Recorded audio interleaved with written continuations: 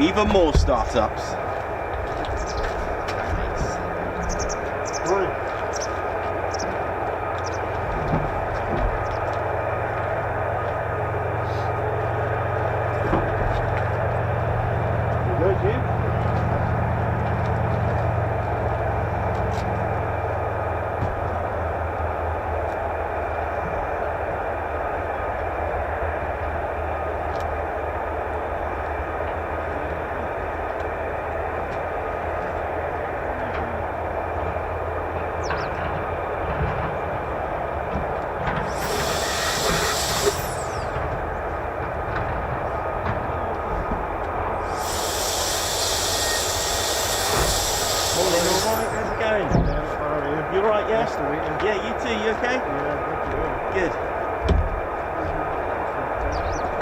Nice one.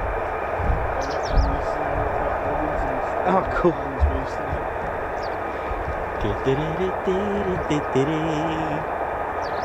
Oh, very, very good morning. A misty morning here in Suffolk. How are we all doing, ladies, gents, teddy bears? Sorry about the little delay of me getting up on the show. I lost my aardvark, as you do.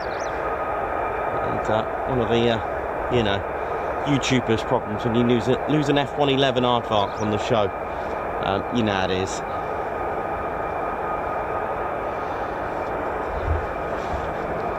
Well, as you can hear, a very, very early start by the sound of it. My name's Nikos, cameraman, historian and commentator. And what we've got here, for those that are regulars, that's the sound of a quartet of Pratt & Whitney's F-135 PW100 engines. Oh yes, that is indeed applied to the F-35A here.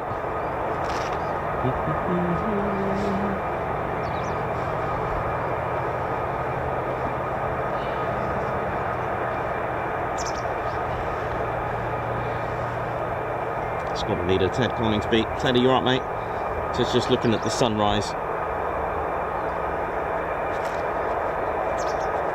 And Ted's got his Texas flag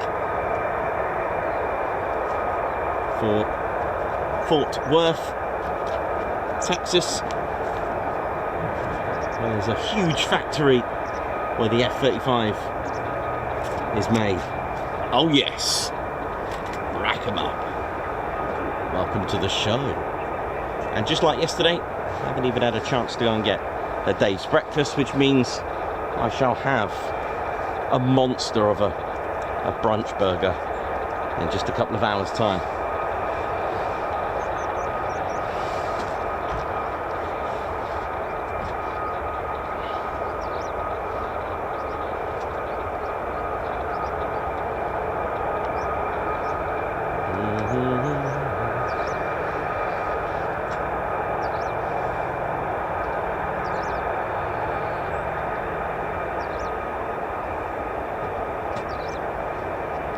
So for those concerned, I have found the aardvarks, don't panic. It was in the back.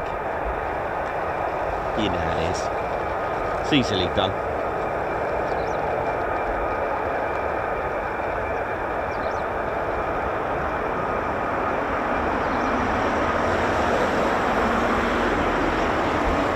Welcome to the Ted Coningsby channel live for our last show of the week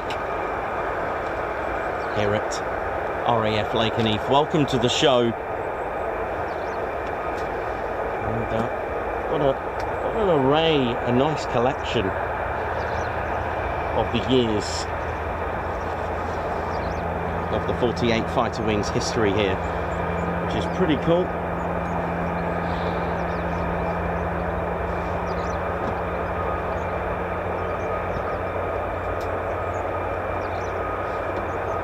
Welcome to the home of the 48 Fighter Wing, the only wing with a name. That's right, they're the only ones with a name, and that's all down to when they moved and reactivated in 1952 to France, where previously they were a group, not a wing, and they got their wing status in 1952, moved to France, and close by to the very birthplace of the creation of the Statue of Liberty, so it seemed fitting to give them that honour of being named the Statue of Liberty Wing. Also, the wing has a lot of history, as you know.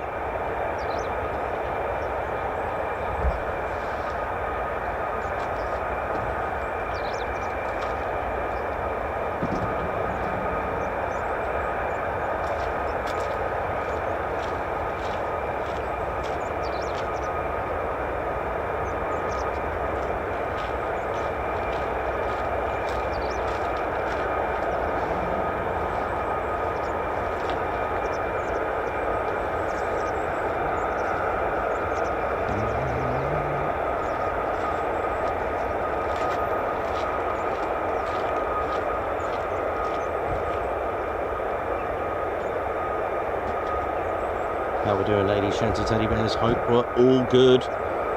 Welcome to the show, and welcome to the 48 Fighter Wing. Amongst all the flying component, the 48 operations group, there is a long legacy. The Fighter Squadrons, the 492nd Fighter Squadron,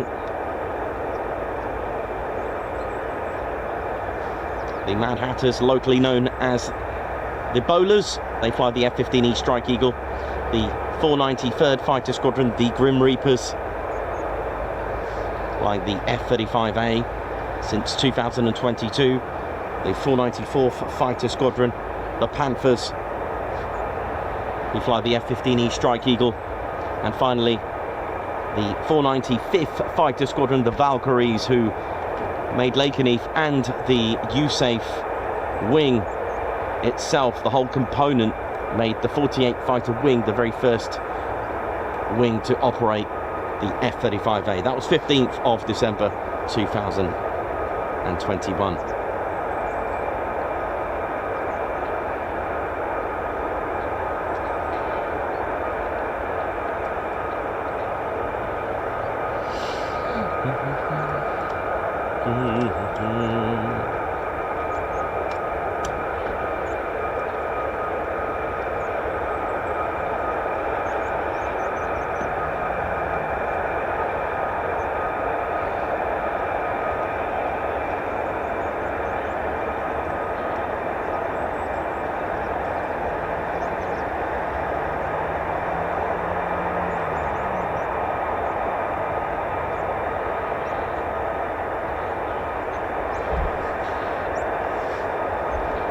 Ladies, gents, teddy bears, hope we're all good and well.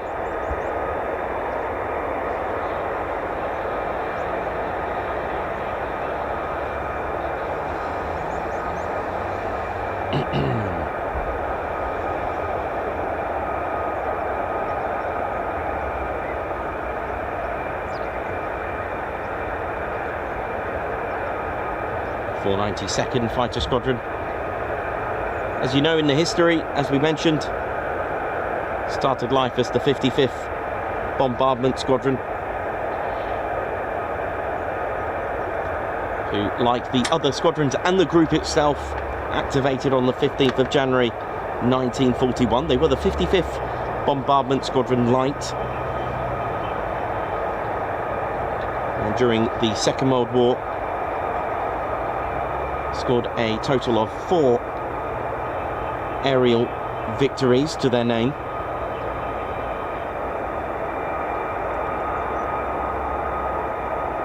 Earned themselves distinguished unit citations and Air Force Outstanding Unit Awards. Ooh, yeah, listen to this. Here we go. 493rd as well, activated as the 56th Bombardment Squadron Light, 15th of January 1941.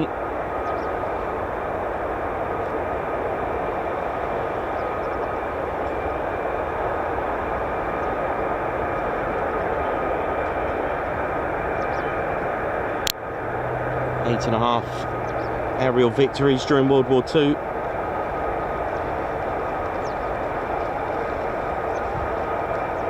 And 4 aerial victories in Serbia.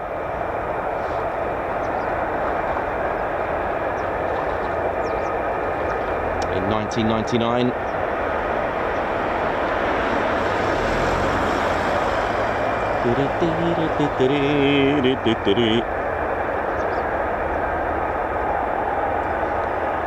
Okay, very shortly down that catwalk.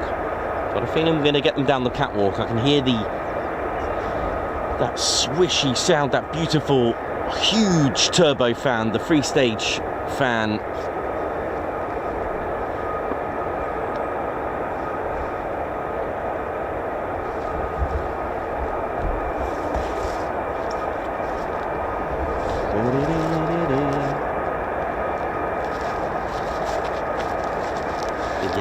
Pratt & Whitney's F-135 PW100 on the F-35A smashes out 43,000 pounds of thrust. An engine that's just over 5.5 metres, a free-stage fan with a 6 high-pressure compressor, compresses air to the pressure of 28 to 1. So 1 bar of air goes in, compresses it to 28 bar, 28 times its atmospheric pressure. A nice, comfortable 0.57 bypass ratio. Dry thrust, 28,000. Full afterburner, 43,000 pounds of thrust. And it's on its way.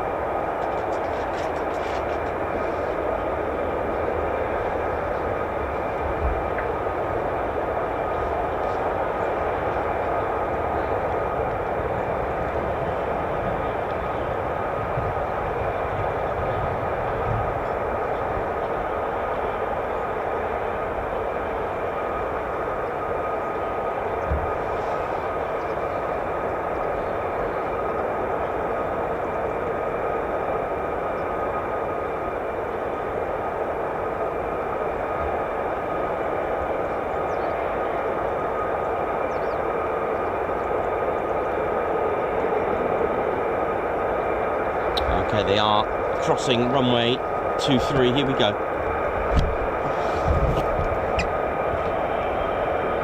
Here comes trouble.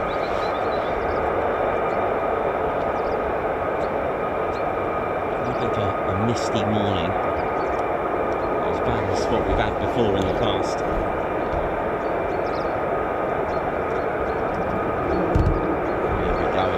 of the F-35A. Making some lovely sounds. Like an angry bull, you know that?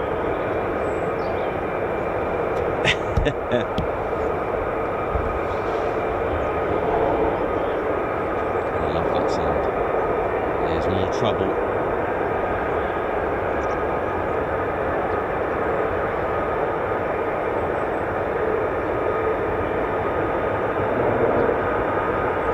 Millions of them.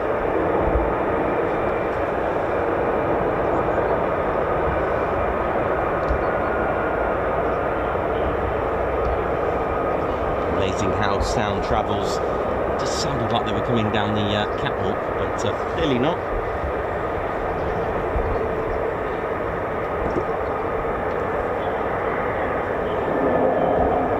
Lovely sounds. Oh.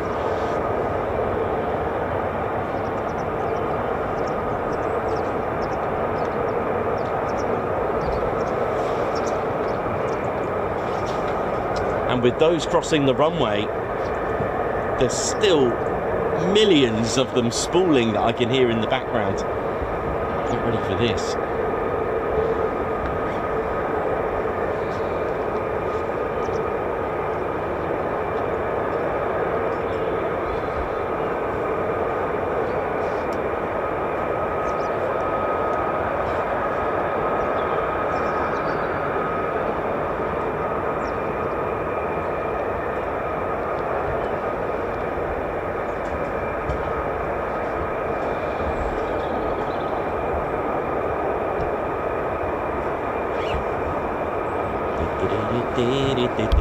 Welcome to our Friday show, our last show of the week, and it's always nice to finish up on a Friday here.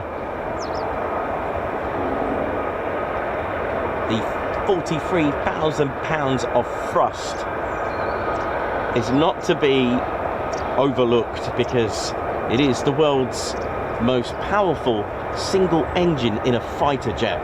It's like strapping a human being to a rocket. It really is.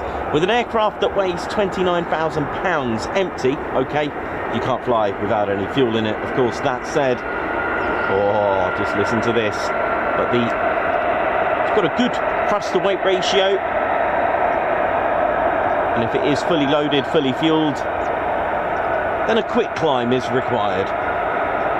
Where the idea is to get speed behind you, as much speed, 400, 500 miles per hour, until they pull up into 5 to 7G sometimes.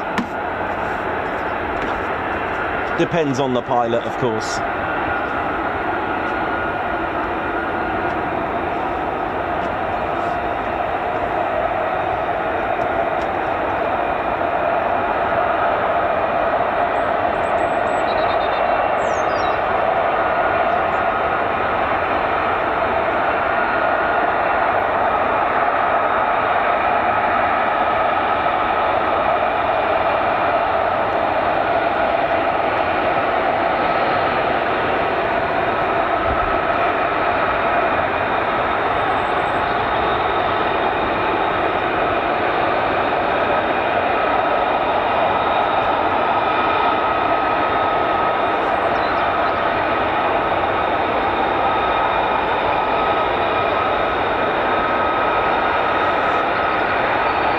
Trouble crossing the runway.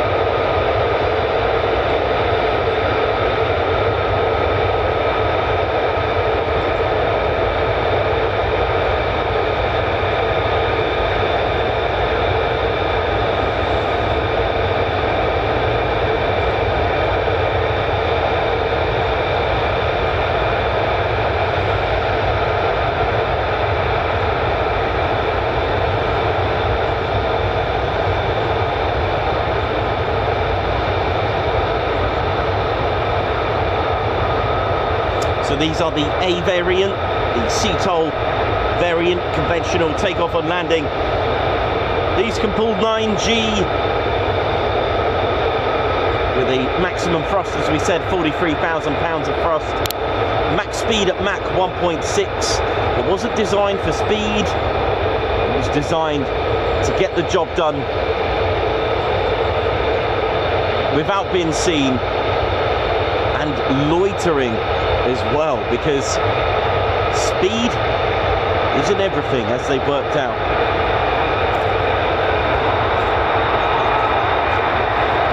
It's what they can't see. The F-35A is an absolute beauty of an aircraft with its amazing AESA, the DAS distributed aperture system, along with its electro-optical targeting system. Just a little window that sits just under the nose, made out of sapphire. How posh can you get?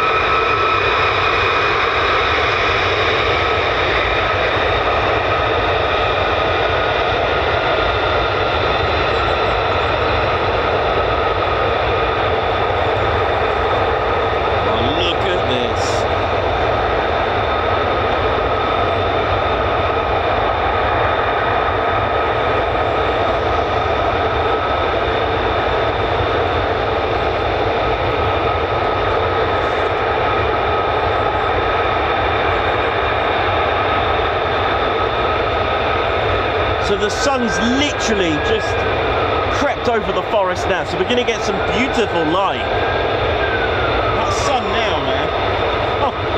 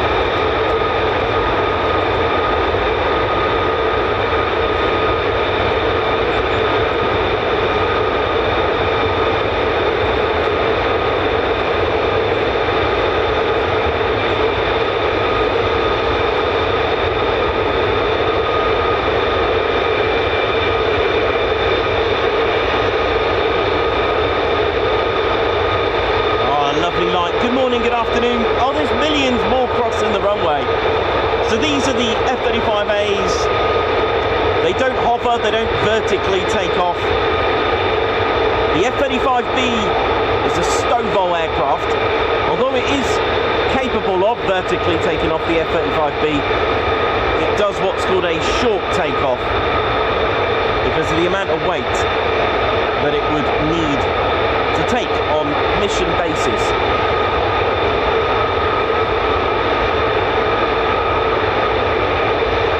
And the ABCs of the F-35, they are very different. They have different operational roles and tasks. The F-35C is the CV variant, the carrier variant, the biggest of them all. So big, the wingspan, by 4 foot either side, about 2.4 meters wider, that it has wing flaps.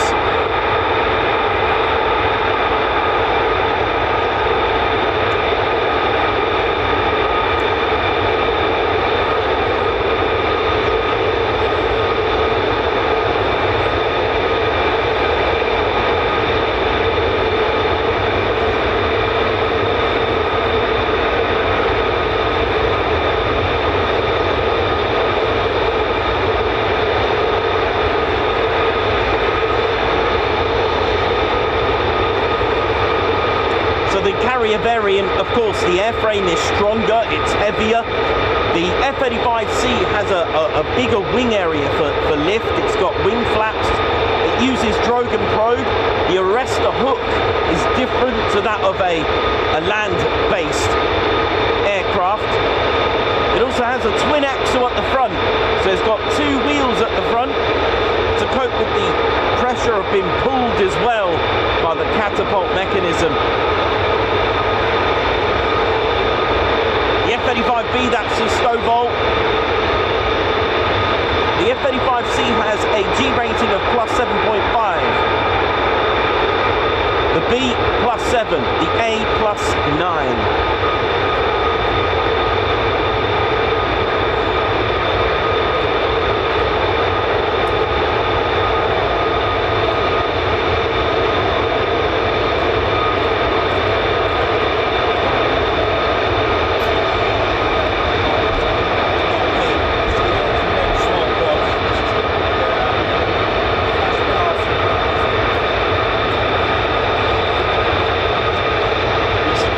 Plates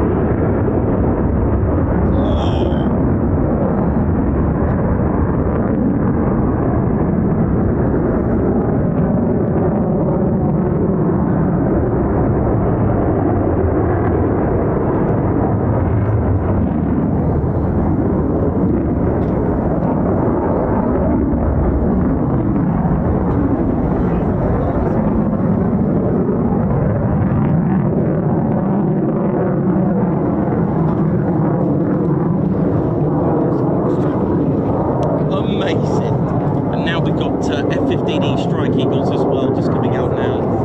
You can hear their Pratt & Whitney engine there, F-100 PW229s. I think my trumpet's taking a bit of a battering, look. It's,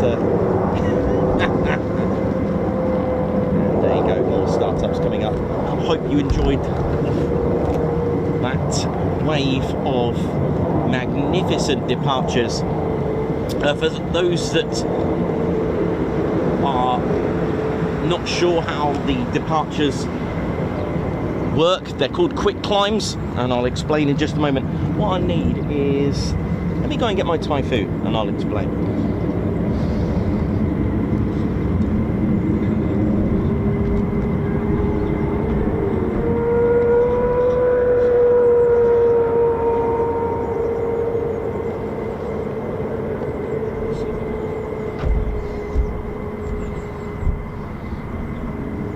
Okay, what we're witnessing there is how thrust to weight ratio works. Look at that, that's a gorgeous light on that.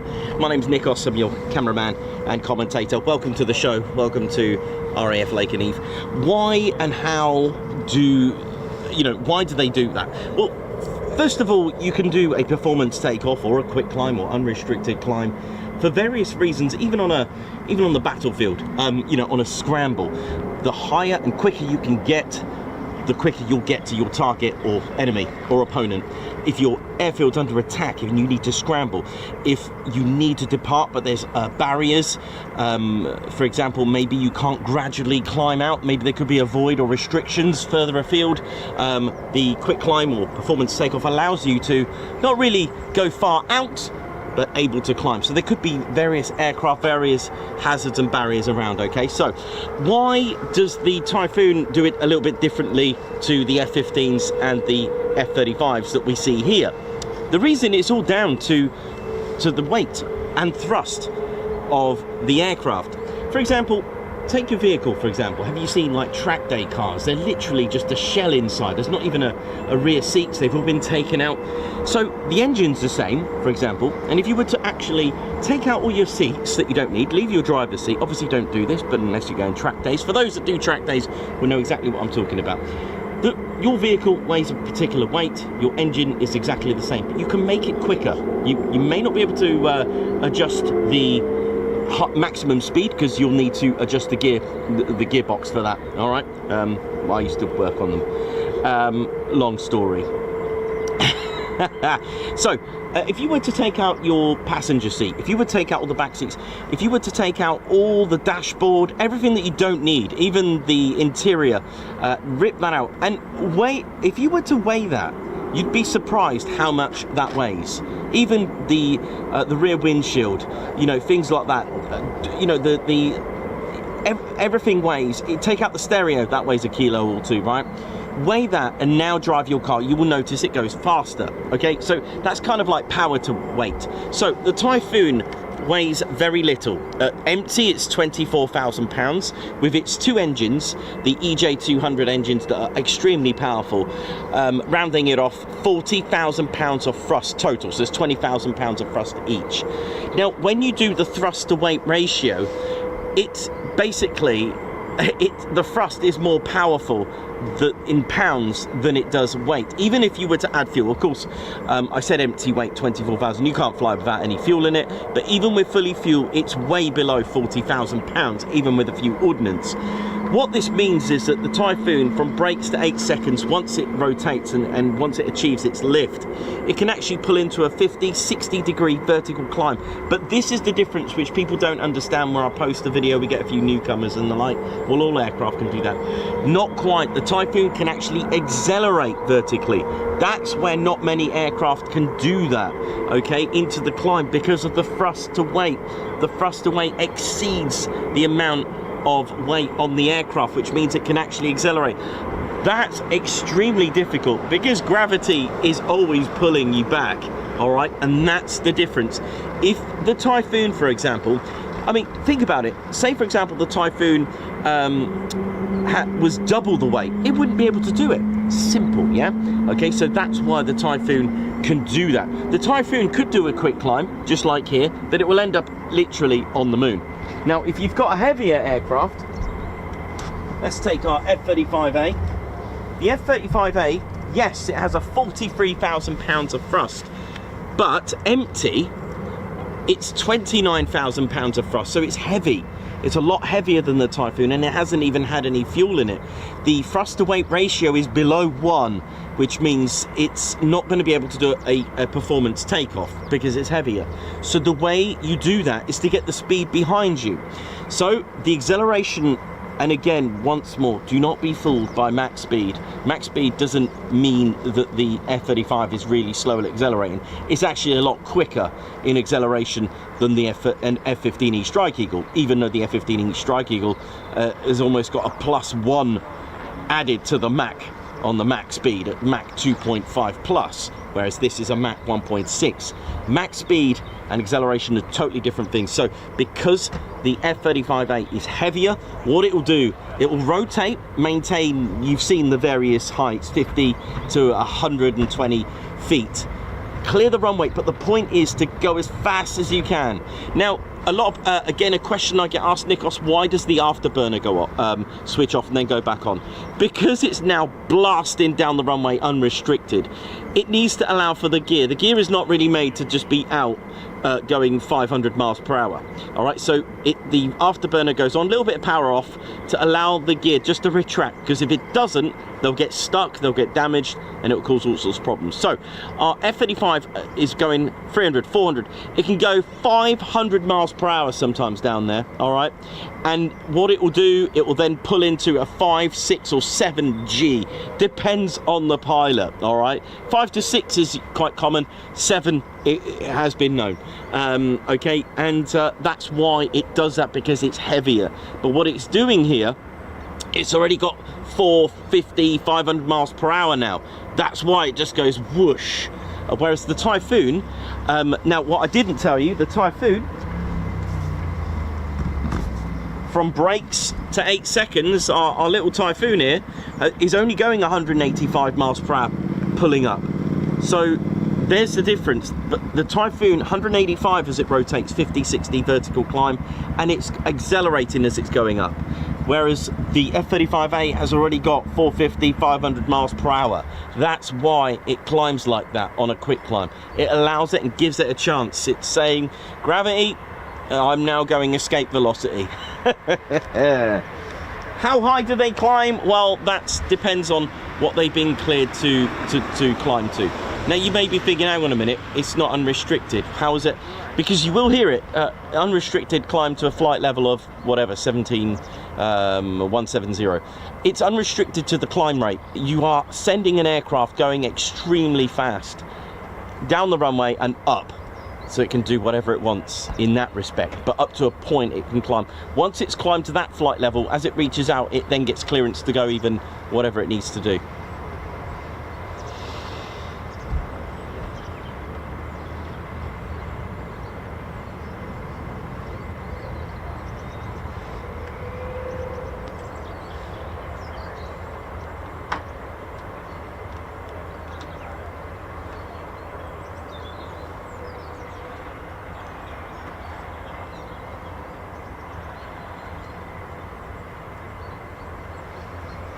The other question I get asked,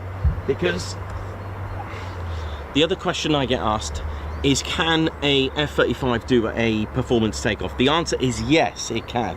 What it will do, it will have 50% of fuel. If you have 50% of fuel in this, you will have in excess of 1:1 thrust to weight ratio, and it can do a performance takeoff. But what you're doing there, you're only putting 50% of fuel. If you did that on the Typhoon, same again. And do you know, on missions, on real life missions, they do actually go straight to a tanker, so they fill up so that when they're in the air, they've got full amount of fuel on their mission. So thrust to weight ratio can be in excess of 1:1 when you start adjusting your fuel.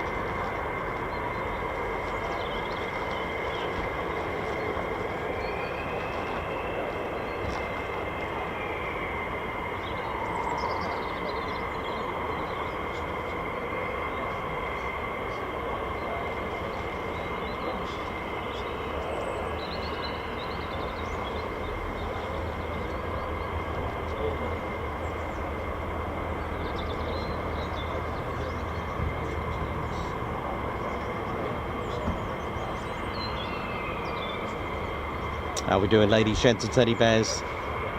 Hope we're all good. Here comes our F-15E Strike Eagles.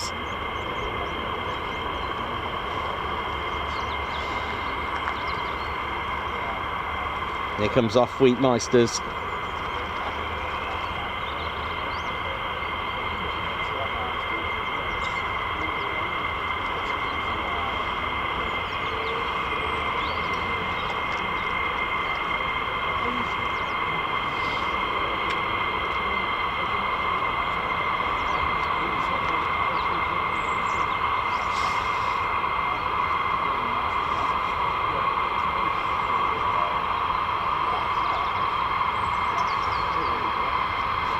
Now these are the F-15E Strike Eagles, a family version with the Wizzo at the back, a weapon systems operator.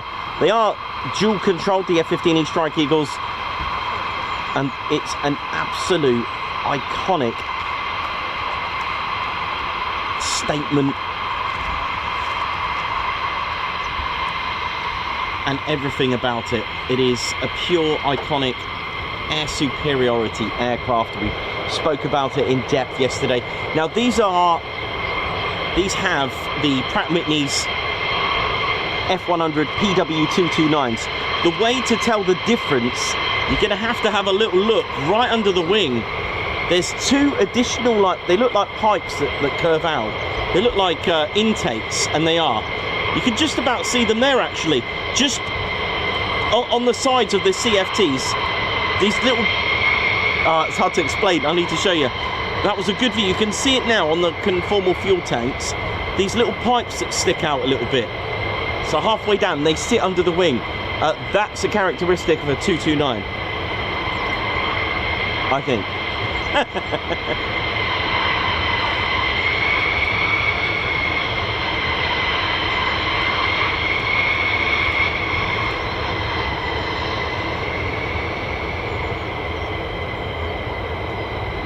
Lovely.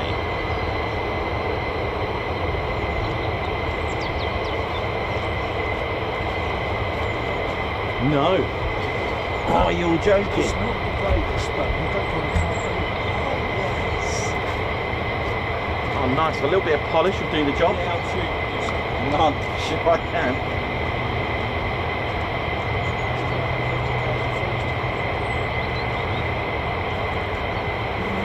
That's brilliant. Thanks, man.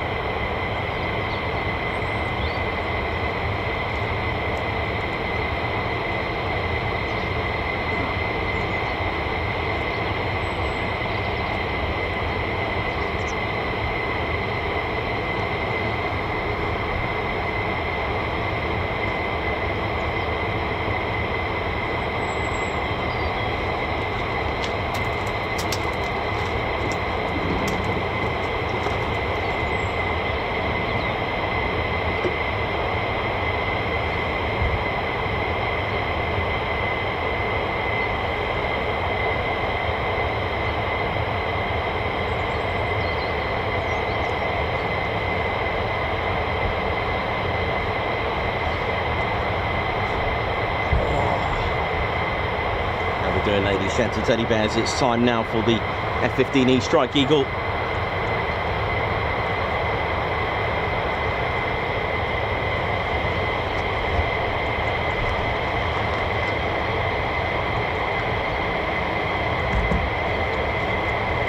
The Pratt & Whitney's 229s again, another impressive engine from Pratt & Whitney.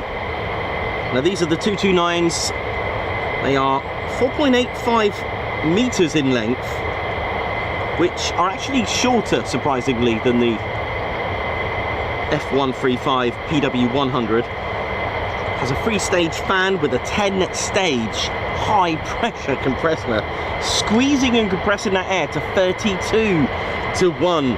One of our mostest that we've got on the show that we feature. It's got a very low bypass at 0.36 to 1, with an output of just over 29,000 pounds of thrust each. Empty weight is a huge 34,000 pounds, which is quite colossal.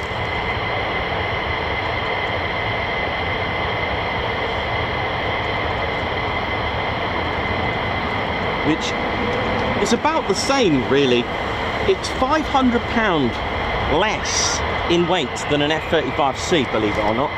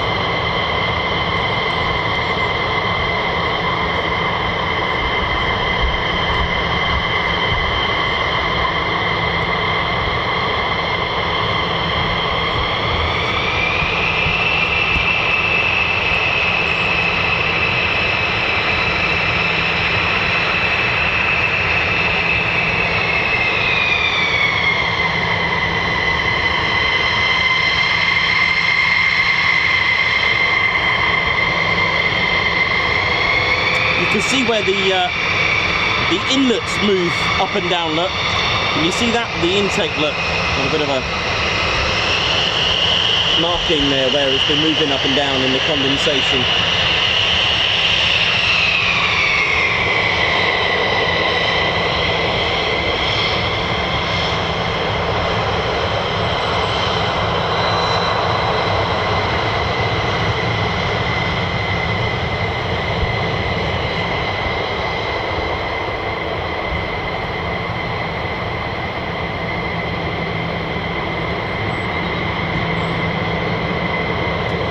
Jenny B, Leah, Babzar, how you doing? Remco, Doug, Lorraine, how are we all doing? Oh yeah, it's Eagletown. Light. Mark Richards, how you doing? Davey, Margot. Hope you're feeling well. Oh yeah.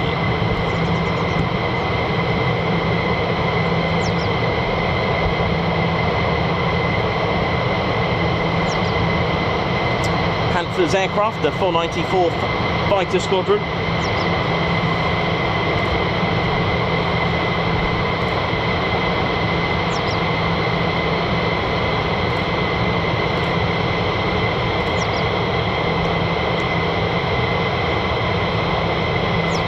Thank Frank, how you doing? Hope you're good. Alan Clark, how you doing?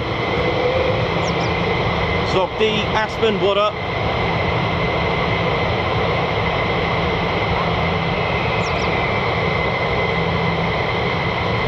Whoa, what do we have here? Look at this. That's got to be a C5, isn't it? Oh.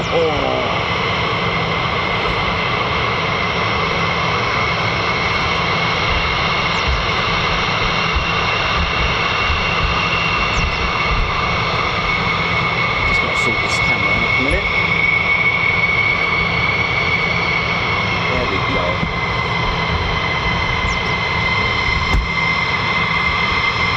Drive me nuts. Right, we're good now.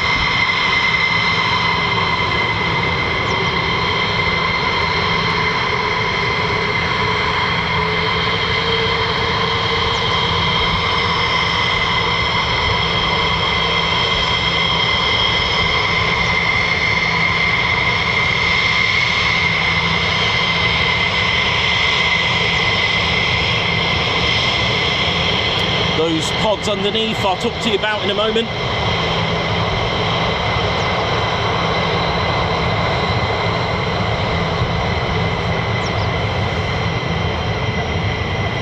So the F-15E is what we call a family version, a two-seater.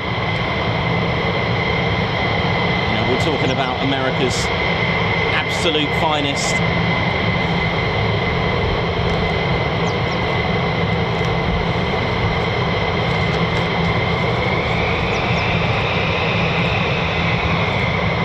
First flight, July 1972, as the F-15A. In 1973, took its first flight for the F-15A, which was later designated as the F-15B. Then in the 79, we had the F-15 C and D's come out. The world record breaking 1975 broke 8 time to climb world record January the 16th of 1975. The Eagle got to 98,425 feet in 3 minutes 27 seconds, coasted at 103,000 feet. Why not?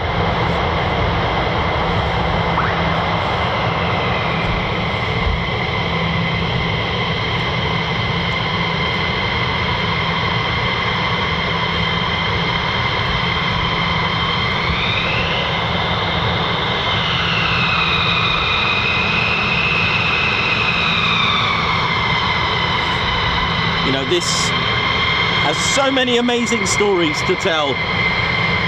The legacy, a symbol of American air superiority, a marvel of engineering, an answer to the MiG-25 Foxbat. A design that was thought of in the 60s. McDonnell Douglas chosen to do the job. And when they designed it, they didn't beat the MiG-25. They outclassed it.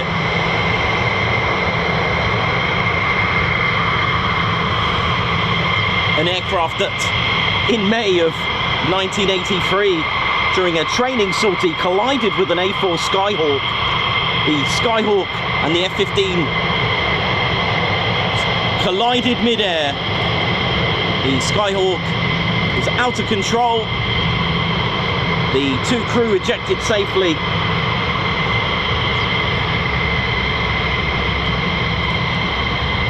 Our F-15 span out of control, and the weapons systems operator was expecting the pilot to punch out, give the order to eject, but the pilot didn't. Instead, put the afterburner on, and the pilot regained some form of control, with the exception of what they couldn't see to their damaged F-15 was a massive cloud on the wing, because that was all the fuel spraying out of it. What they didn't realise when they finally landed, which was twice the speed that they should have, the arrestor hook snapped, and when they came to have a look at the damage, they realised that they landed with just one wing. So an aircraft that's capable of landing with just one wing. And it's not only land for ground attack superiority, not just air but also space. 13th of September, Major Wilbert Doug Pearson took off in a steep vertical climb, flying just under the speed of sound over the Pacific at 36,000 feet. His target, not on land, not in the air, it was in space. He pushed his pickle button, launching his missile to intercept a satellite P-78-1 Solwind, moving at 17,500 miles per hour, may I add, and 300 miles above Pearson's F-15. He's the only pilot to have scored an air-to-space kill. And then, if that wasn't unusual enough, Valentine's Day 1991, Gulf War, the F-15E Strike Eagle got its first ever aerial victory, but an unusual one. The Green Berets, Special Forces, were pinned and needed support quickly before they got pinned in a mountainous area at night. A fleet of attack helicopters, MI Hines. Now, it was a decision that was led by Captain Tim Bennett, who knew he couldn't reach the helicopters that were on the ground at the time. They were not really thinking about an aerial victory. They were thinking about destroying the MI Hines 24s. And to their surprise, and everyone else's surprise, he got the order to go for it, but he didn't have enough range on his Sidewinder, so decided to get his Wizzo to get a lock on the MI 24s. But to their horror, once they got the lock, the MI 24 took off. Now, with the night vision goggles, and thinking it was too late, because a GBU-10, a guided missile, is a ground attack target that sits there, all right? This was a helicopter, and do you know what? A massive flash. Don't forget, night vision goggles. They saw the massive flash, and the Mi-24 helicopter had been obliterated in the air, scoring the first ever victory of the F-15E Strike Eagle. It's capable of full spectrum of missions. Combat record is flawless, with 104 confirmed aerial victories with 0 aerial combat losses. It is, without doubt, a legend. The US Air Force fighter with the most amount of ordnance you can whack on this thing.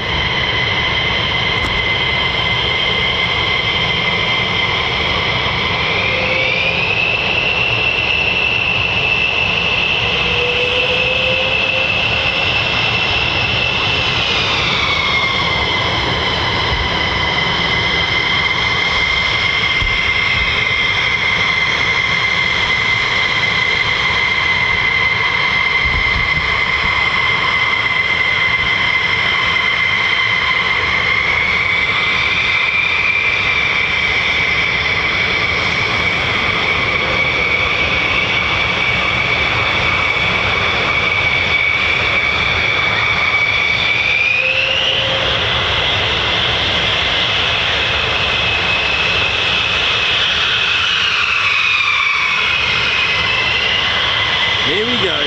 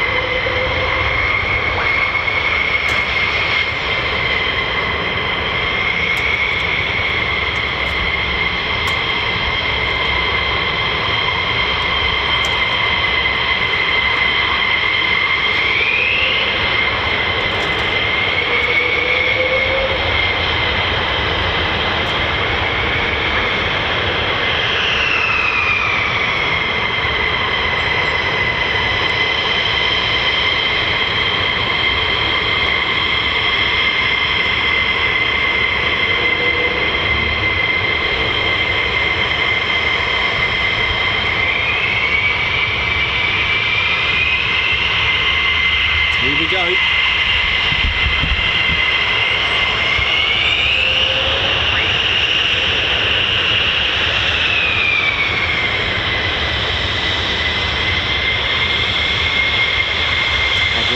Crossing the runway to the EOR.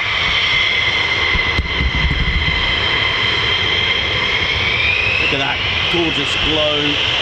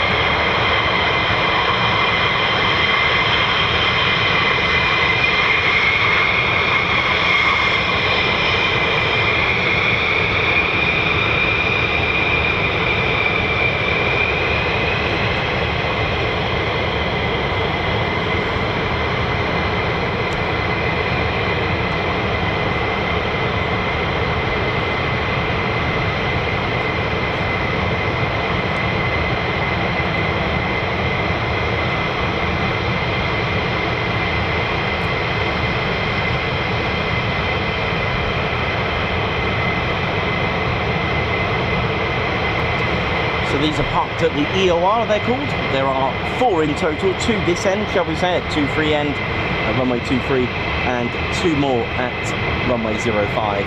They can hold up to 6 aircraft at each EOR, which stands for end of runway. A safe place, one designated where they can do all the post-taxi checks on the F-15s, and also a holding ramp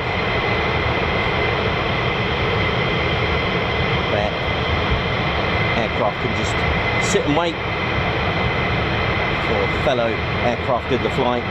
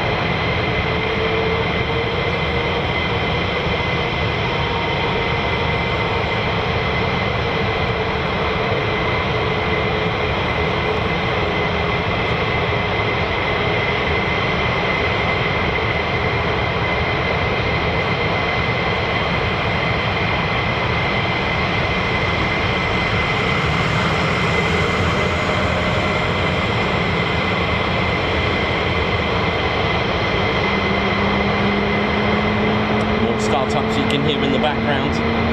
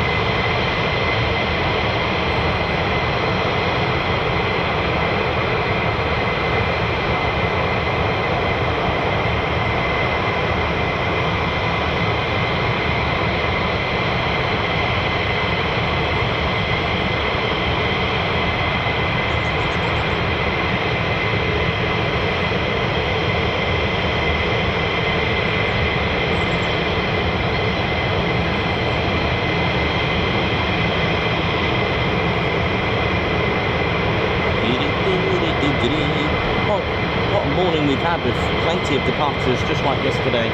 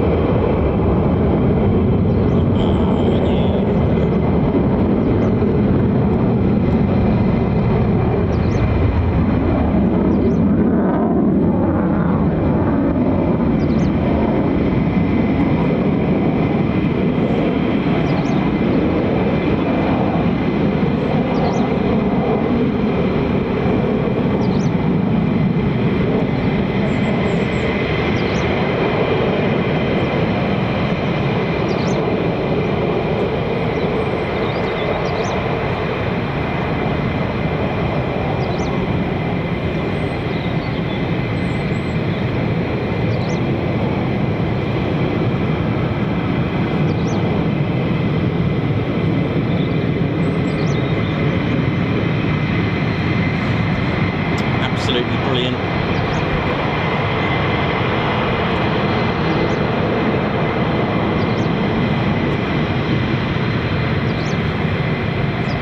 The beautiful sweep noise, distinctive to the Pratt & Whitney F-100 family, which is applied on the variants of F-15s, with the exception of the EX onwards, and of course the F-16s that have the F-100.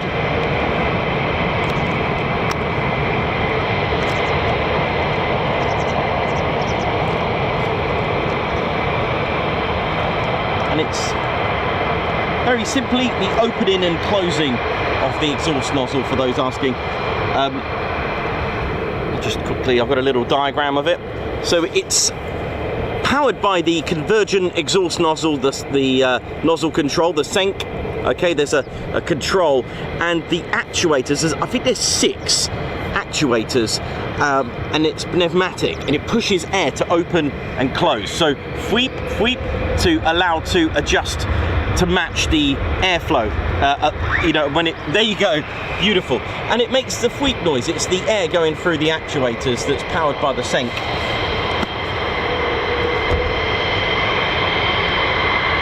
You'll see it on takeoff, but there is a delay because of we are a quarter of a mile away from them from this position as they get closer.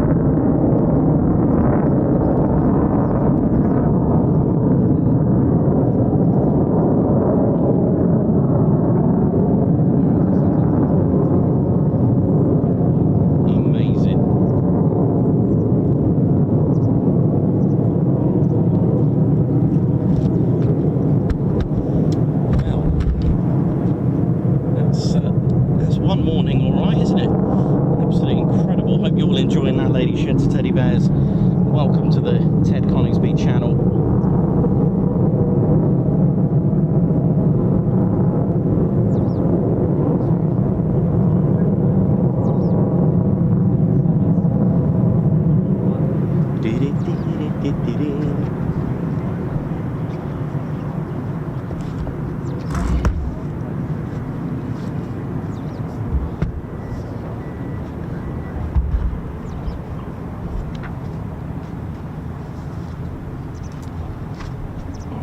What a morning.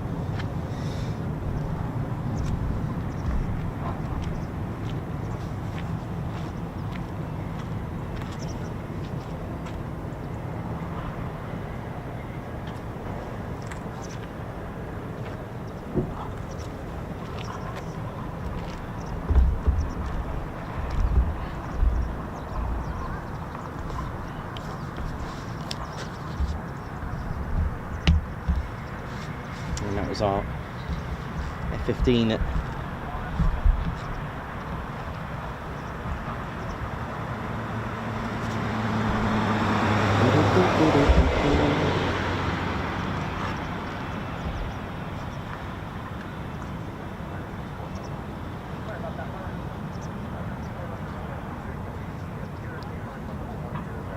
more aircraft arriving, and that was a lovely set of departures.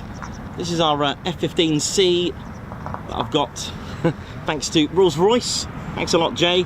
An F-15C. It's missing a few bits that the F-15E would have, which I'll give you a quick basic walk around. This had once the call sign Dirk 21, which in 1999 managed to claim 2 MiG-29s. And last time I did this, we had aircraft arriving everywhere. LN is the tail code for Lakenheath, and these series of numbers are its serial number 860156. The smaller numbers that you might be able to see there, that's the year that it was put into production, the fiscal year, so that can tell you how old the aircraft is when it was put into production. And they go up numerically, not specific to the Eagle, so the next aircraft that would be put into production in the US Air Force inventory would be 860157. So if it was an F-16 next in that production line, it would have that serial number that was put in, so on and so on. So that's pretty cool. Amazing with its legacy of starting out first flight 1972 with its 45-degree angle, almost a crop delta wing in some ways, you know, but it's got a beautiful 45-degree angle. The radar, of course, things change when they started off with the APG-70 to the new ones. I don't know how many have had the upgrades, but the APG-82 radar, AESA. AESA stands for Active Electronically Scanned Array, and it's all in here. The aircraft is all metal, with the exception of the nose there, the radome, the nose cone there, because of the sensitive way that the radar would work. In there, the scanned array. The new radar increases the aircrew and aircraft survivability, and simultaneously detects and identifies and tracks multiple air and surface targets at longer ranges as well. And it also does information sharing. Some of the older radars, when there was a two-ship in the zone, shall we say, in the battlefield, if they were to split up, the radar would have a bit of a trouble to decipher which one to go for. With the multiple new APG 82 radar, it doesn't have that problem. A lot of the Eagles are having a bit of BAE systems upgrade, the EPAWs. It's like having two of these. That's how you can tell it's got EPAWs. It's BAE Systems Eagle Passive Active Warning Survivability System. It gives a 360-degree battle space, an early warning, and a much better survivability. You've got a few bits and pieces here. These inlets here, these air inlets or intakes, they move and they are absolutely amazing. They're variable inlets, and they control the airflow and give optimal airflow to the Pratt & Whitney engines. There are actually ramps inside. When an aircraft's going supersonic, you don't really want that hitting your compressors, your fan. So this moves, and if the F-15 was moving like this, these would open move up and down. They're movable. It's actually amazing to see. It really is. It's something else. Again, conformal fuel tanks you'd have on the F-15E. Don't have it on this one, on the C. Conformal fuel tanks, they can't be jettisoned like these drop tanks, but they do carry extra fuel, and then adding extra drop tanks as well would make this amazing. The other thing that's significantly missing on this, on the E variant, we have the two nav pods here, and so you've got the lantern, which stands for low altitude navigation and targeting infrared for night, which sits here on the right side, the starboard side. It's a terrain following radar, so at night, poor visibility, it will scan the contours. So in mountainous areas like Loop, it will guide the pilot safely at night, and it does have a fixed infrared sensor, and it's able to fly at night, low level, mountainous areas in the battlefield. And then on the other side, you've got the targeting pod, which is what the Wizzo uses a lot, the sniper pod. Row the boat, shoot the ducks. That's the team. Oh, here we go.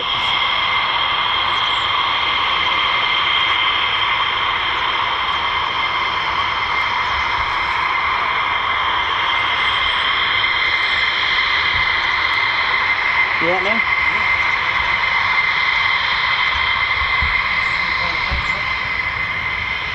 Yeah, it could be. You all right? Yeah. This is new. Just now. Yeah.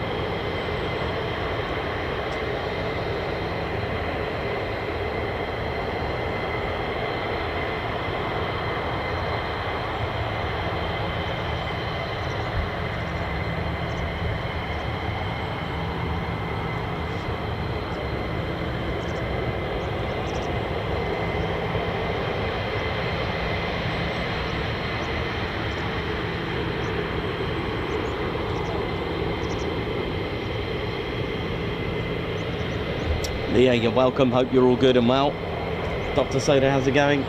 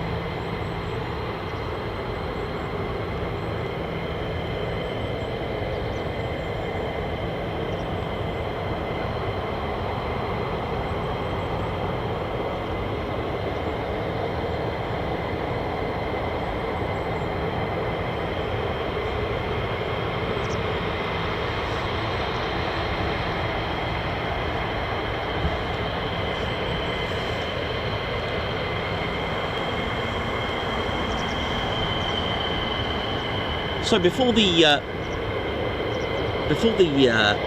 aircraft is started up, a pilot will still do their external checks.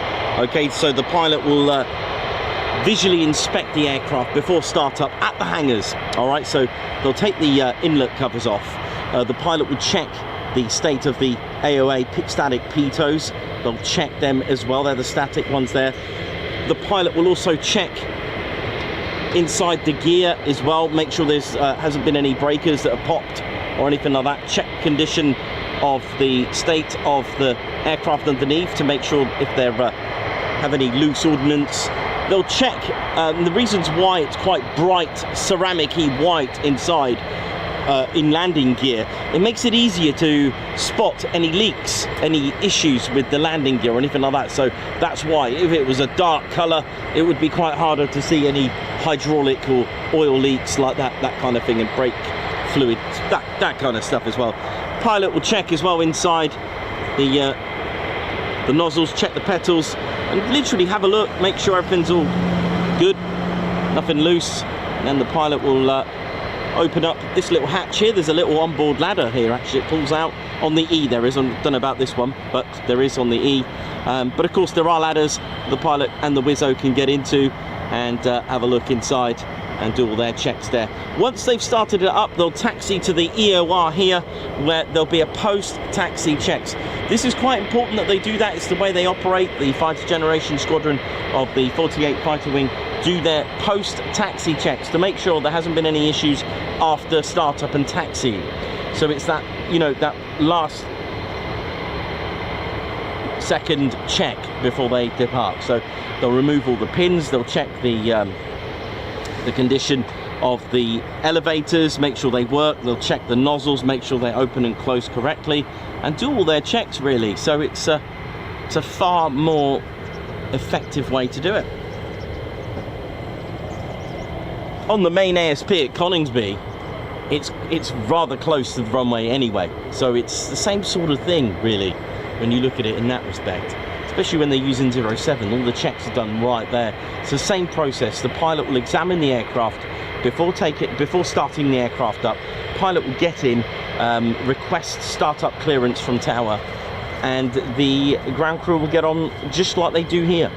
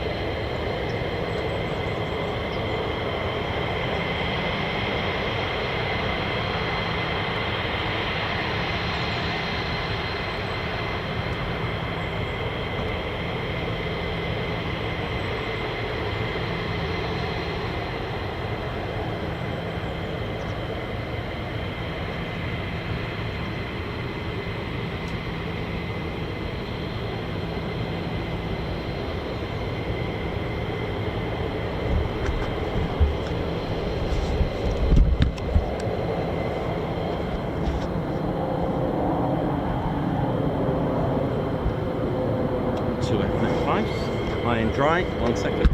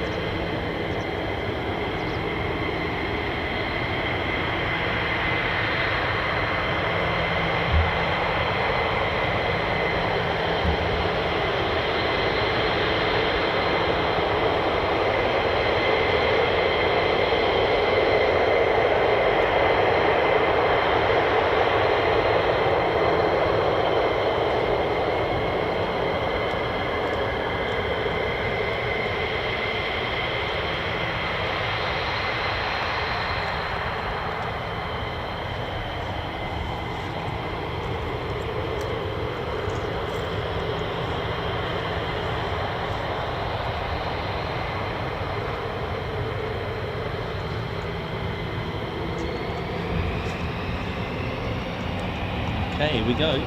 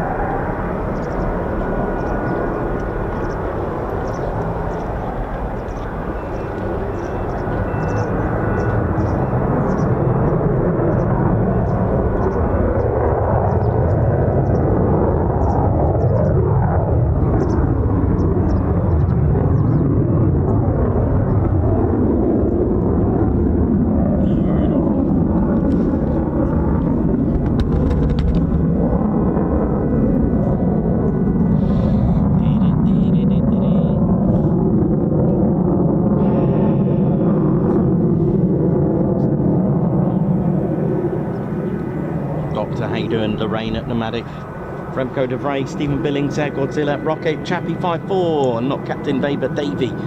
How's it all going? Hope you're all good and well. Margot, Simon Watchorn, Leah, Jenny Lee, Michael V. Hope we're all good. Thanks a lot to the regulars as well. Members and Spanner Flight, how we all doing? Keeping it sweet and neat on the chats. Thank you very much.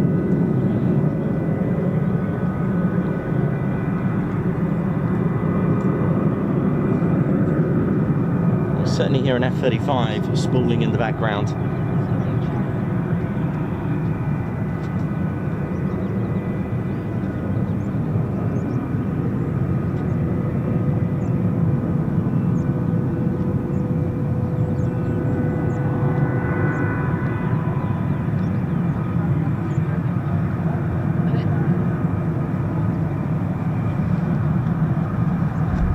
This little tiddly thing.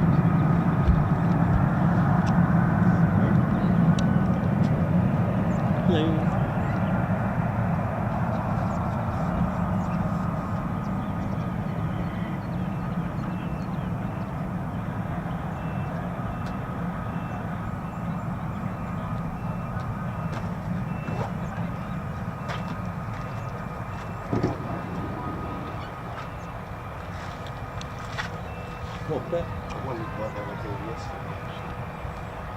The company doing it. Ah.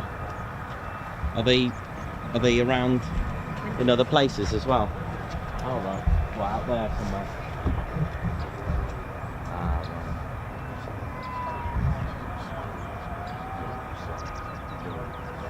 Yeah. So the fourth. In that second paragraph, the fourth. Yeah. That fourth word. And this is the crucial bit. Yeah. If you've got no involvement in yeah, exactly. spying, He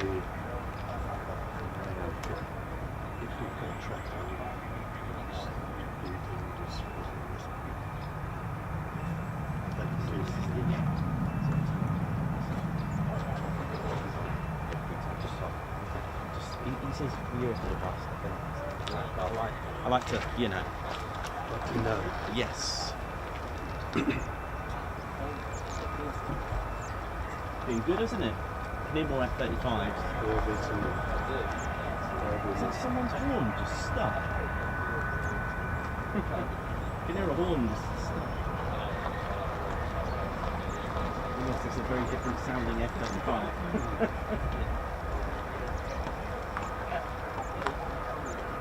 Yeah, on both sides of the fence. Yeah.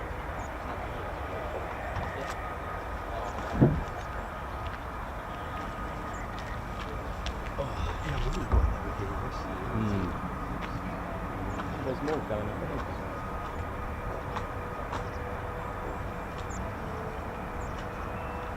Such a MOD property, I think you can get in.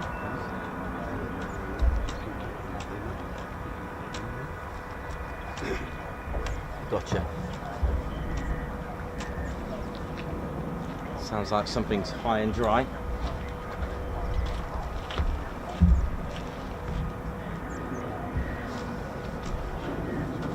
Well, here we go.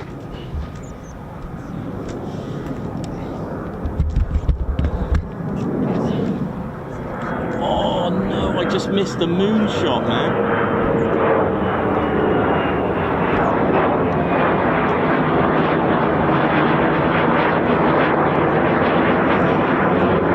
Photographers got that one. That was a moonshot, went right through the moon. I missed it. Oh no.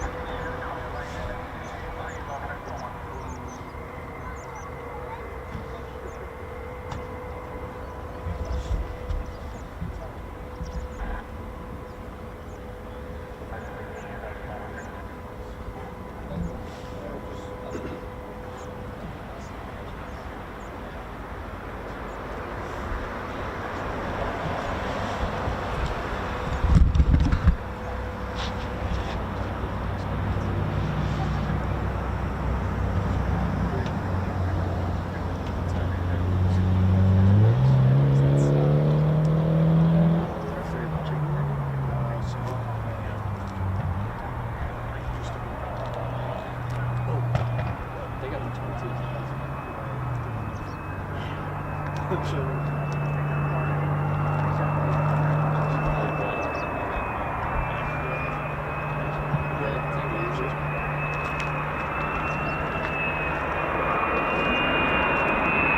we go, two F-35As.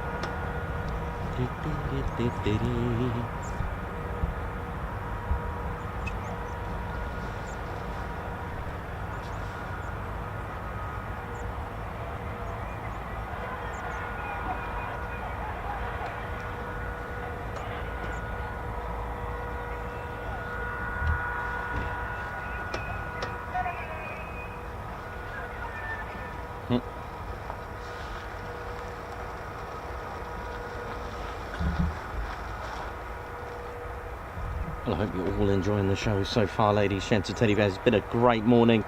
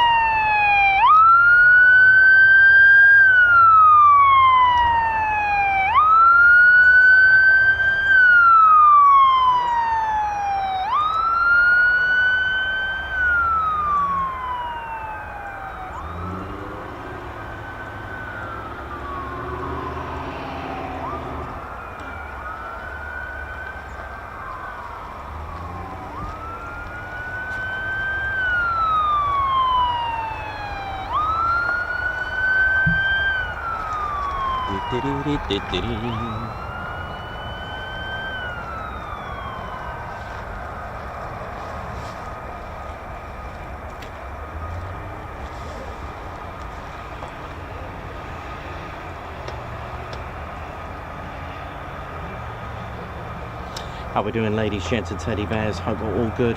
Welcome to the show. Ted Coningsby channel live here at RAF Lakenheath. And it's been an absolutely incredible busy morning. Hope everything's good down there. And just to give you a aircraft of ages, of course, the 48th Bomb Group Light started off as they were 15th of January 1941. They were operating at various amounts of training aircraft, such as the Curtiss A-18, the Douglas A-20 Havoc, along with the Vultee A-35 Vengeance, and that was right up to 1943. And between 1943 right up until 1944, see, some of them I do have. This is what they were operating, the 48th, along with their 4 squadrons still at that time. they were operating this P-40 Warhawk, and then from 1944 right up to the end of the Second World War. Of course, my favourite coming up is indeed the P-47. 1944 to 1945, the P-47 Thunderbolt was their next aircraft, with the 495th becoming inactive from 1944. In fact, the 1st of April 1944. So just the 3 squadrons eventually taking on the P-47 right up to the end of the Second World War. When they reactivated back in 1952, they did get wing status, again with just the 3 squadrons, and between 1952 to 1954, their next aircraft was indeed their first jet aircraft was the F-84 Thunderjet, and that was operating for 2 years. They started, the 492nd started the Sky Blazers aerobatics team with their very first, so this was their very first jet aircraft until 1954. And then after that, between 53 and 56, because some of them were still using this for the Sky Blazers, between 53 and 1956, they were indeed using the F-86 Sabre, a beautiful little jet aircraft. So that was their next aircraft. Now that took them right up to 1956, when on the same year the 48th had a name change. They became the Tactical Fighter Wing, along with the 3 squadrons becoming Tactical Fighter Squadrons, and the aircraft to match their title becoming the very first USAF wing to operate the F-100D Super Sabre. That was their next aircraft, and RAF Lakenheath was going to be their home from January 1960, the 15th of January 1960. That needs fixing. I'm gonna have to fix that. There we go, that little antenna there. So that was between 1956 to 1972. They had a different tail code system. They had LR, LS and LT. The L for Lakenheath, the R for the 492nd, S for the 493rd, T for the 494th Fighter Tactical Fighter Squadrons, and that took them right up until 1972, where they had another change of aircraft from 1972, only for about 5 years. It was indeed the Phantom, which I'll get for you. So that was the next aircraft that they were operating, the McDonnell Douglas F4 Phantom II, between 1972 and 1977. Right up to the end of 1977, another change of aircraft, and we welcome back from 1977 their original 4th squadron, which was the 495th. Although they had a name change to suit the aircraft, it was indeed the 495th became the Thundervarks. That was their nickname, operating the F-111 Aardvark. So now what we've got here from 1977 is all 4 squadrons operating a brand new aircraft, the F-111 Aardvark. And that took them right up until 1992, when the last left. The last of the F-111s were retired, and again the 495th became inactive, and we didn't see him for another 30 years time.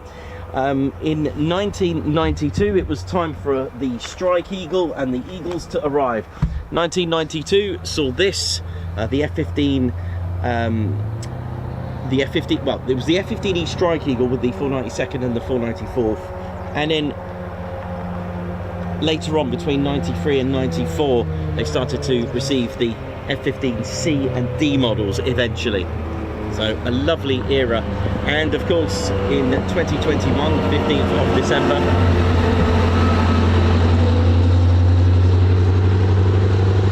the very first F-35 arrived, and that was welcoming back the 495th, and again a name change to the Valkyries. So we have 2 squadrons now, because a year later in 2022 the 493rd retired their F-15C and Ds and came back with this. So we have 2 F-15E Strike Eagle squadrons and 2 F-35A squadrons. There you go, in a nutshell.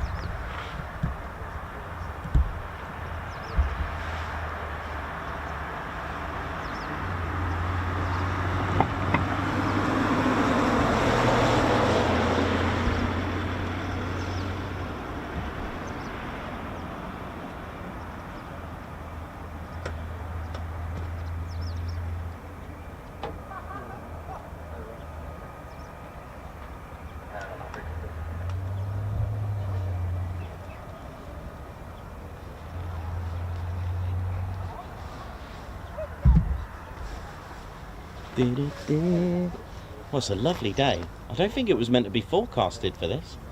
Sure, it was meant to be emotional. Not...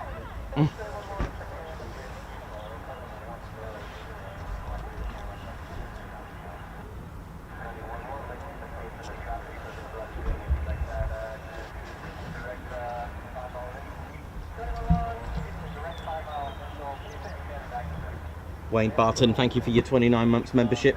Another bag of haricots the wife's not getting. God's much. Hayley Gilby with 15 months. Zed to Zebra, 4 months membership. Thank you very much. Dominique Millet de Saint-Aubon, thank you very much for 16 months membership. He's put oi oi. Babsar, high five, paw pump for gifting 5 Ted Coningsby memberships. Thank you so much for that. A guards march to you. Thank you for supporting. Tyler the Wild Dog, thank you very much. A good show before the weekend. Enjoy. Simul Invicta, fellow Reaper mate today. Oh, nice one, Tyler. Thank you very much. A guards march to you. Babsar, thank you so much for the super chat. Shout out to our friends, the ground crew. Absolutely. Guards march. Zog D, thank you very much for the super chat. Guards march. Debbie Solkin with 5 months. Hello, everyone. Wow, 5 months already. Time flies when you're having fun. Thank you, Nikos, for amazing coverage every day. And thank you to everyone. Guards march to you. Dirk S with 15 months membership. F-15 months. Love that. Jenny B, QCF, thank you very much for the super chat. Guards march. Rachel Belly Bobcat, thank you very much for the super sticker. And Margot, thank you very much for the super sticker as well. Guards march. Leah, thank you for keeping me in the green this week. Leah, you're welcome. Hope you're all good. Lorraine at Nomadic Ramblings, group hug. Thank you very much. Guards march. Willem Focus, guards march to you. Thank you very much for the super. Margot Baxter as well, thank you for the super chat. Guards march. And Simon Watchon, high five. And a guards march to you. Thanks a lot, Simon, for gifting a membership. Craig Lockett for an amazing coverage. Keep it coming. Thank you very much for the super. A guards march to you. Whoa.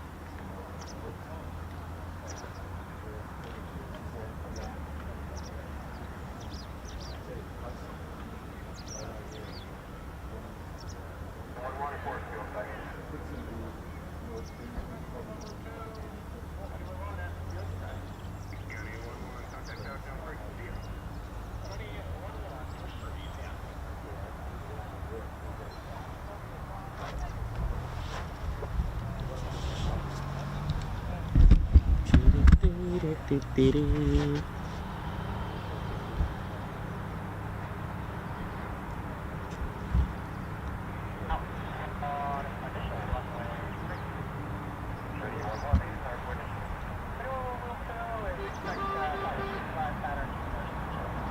Five patterns. Okay, we're gonna have some circus now.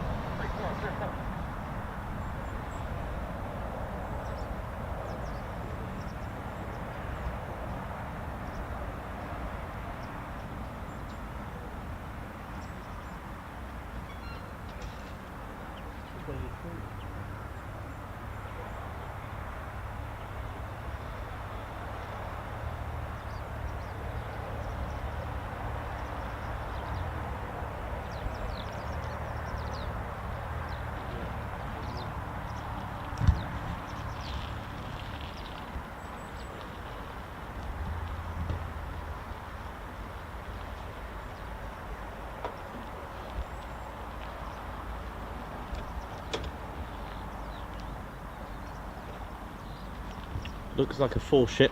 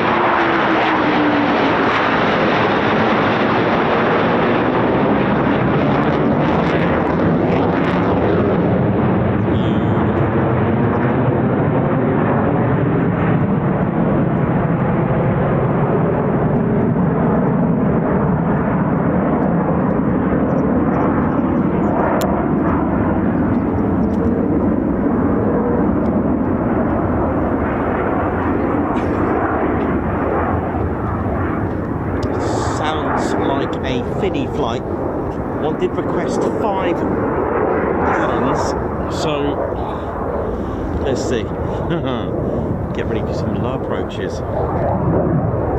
And if this is a Finny flight, some of them are going to be quite spectacular, I would imagine. Here we go, get ready.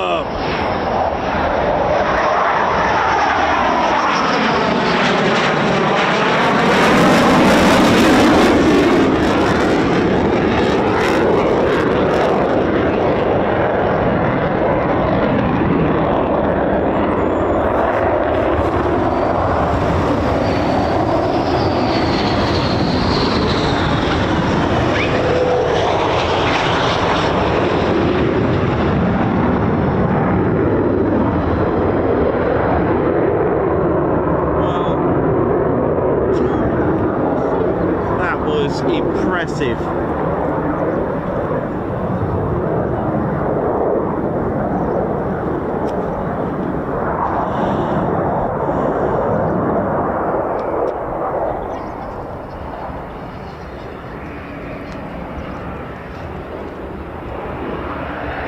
Oh, this looks good.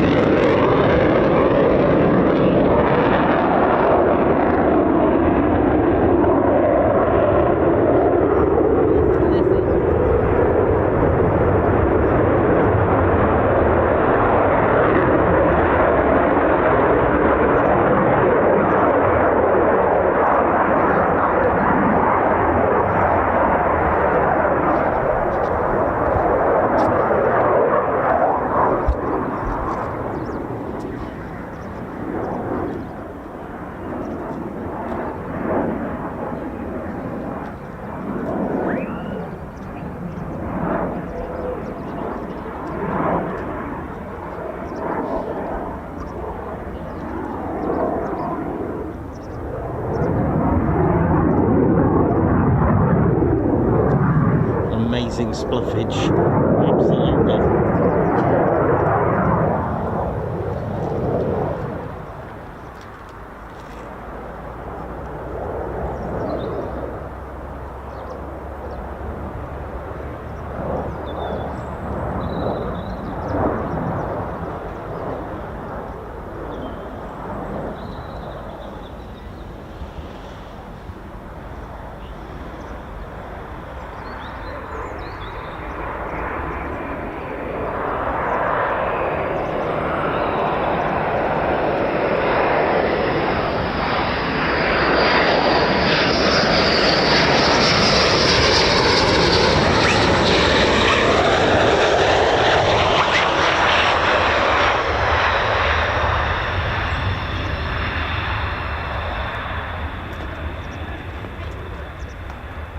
Lovely, and I believe that could have been a Finny flight.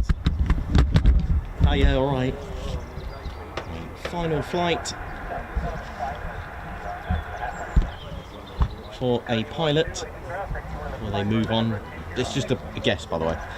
It's not official, but that's what I was sensing with that.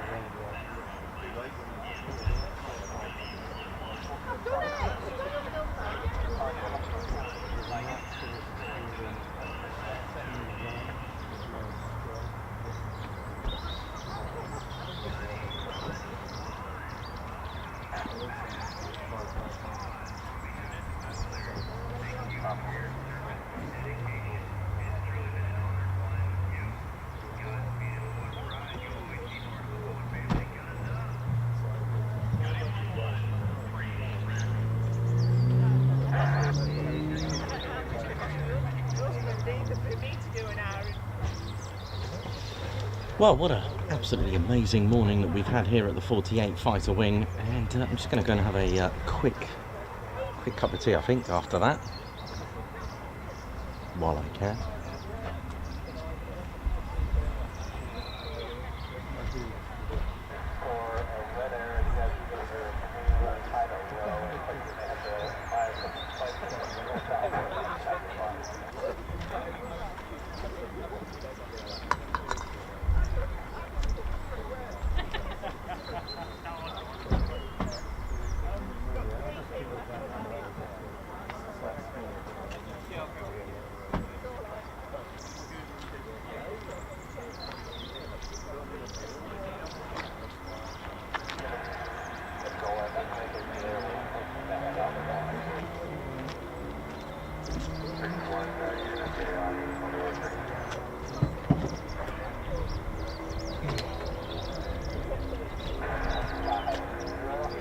Right.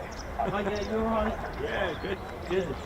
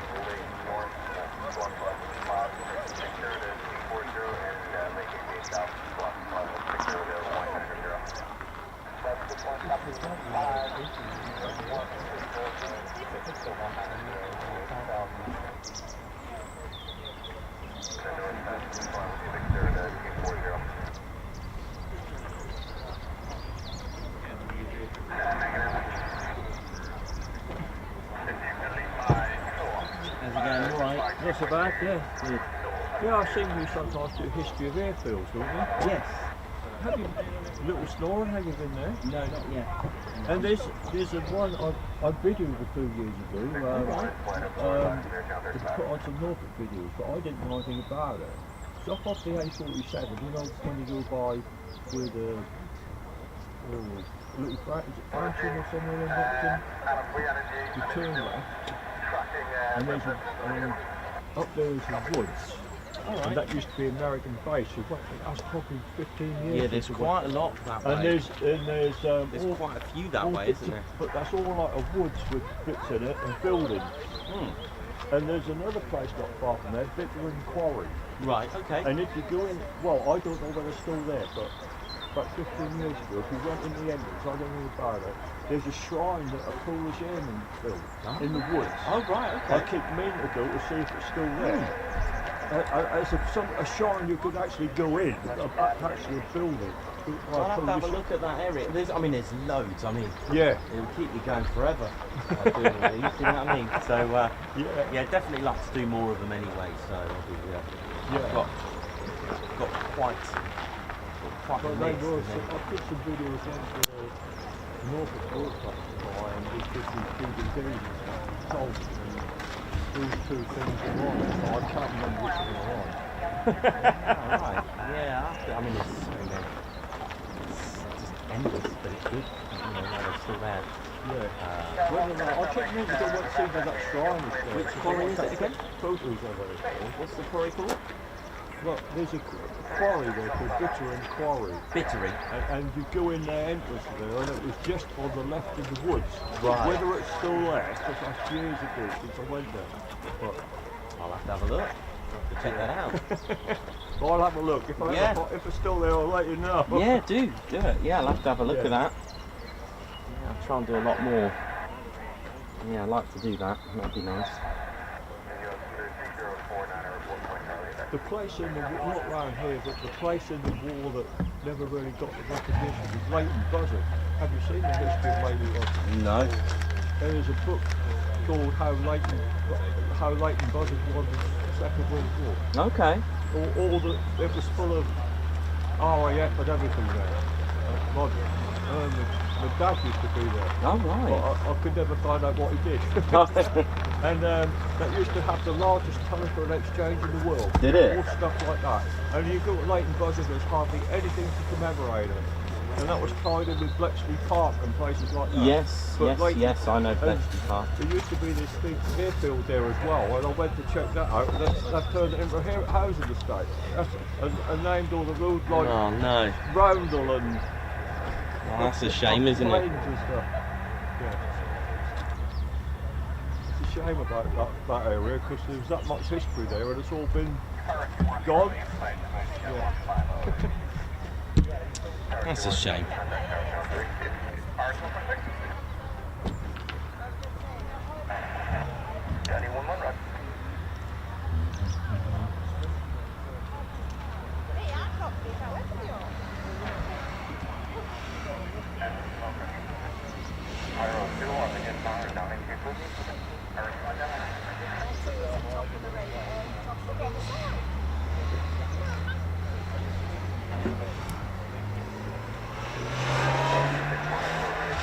There's the moon. Just need an aircraft to go through it. I'm gonna leave it there. I'm gonna try something live. I'm just gonna leave it there and see if something will go through it. What do you reckon? It's like catching fish.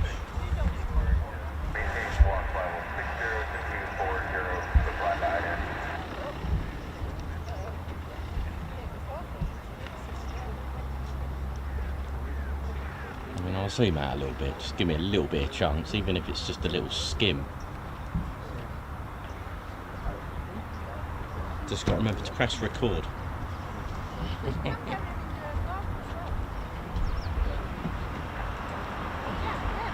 It's a long shot, but I'll do it.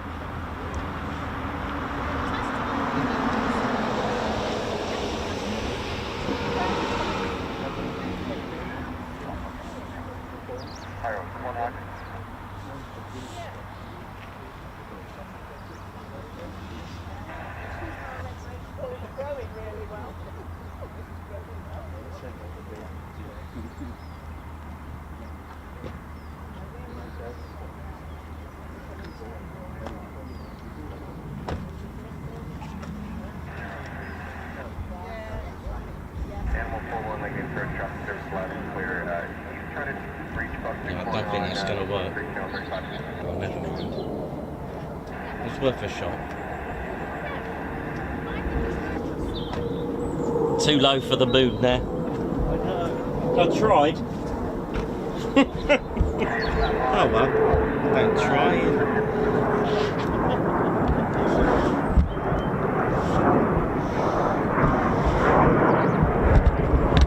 Two more as well.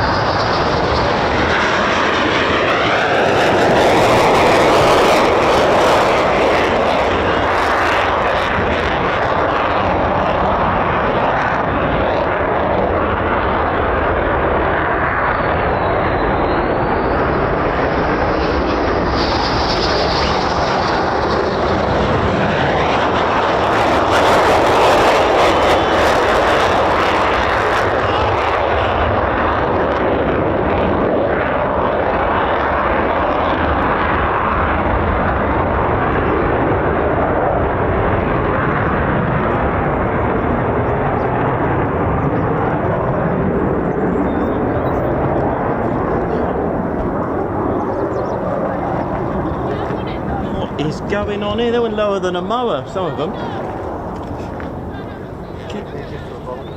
Huh?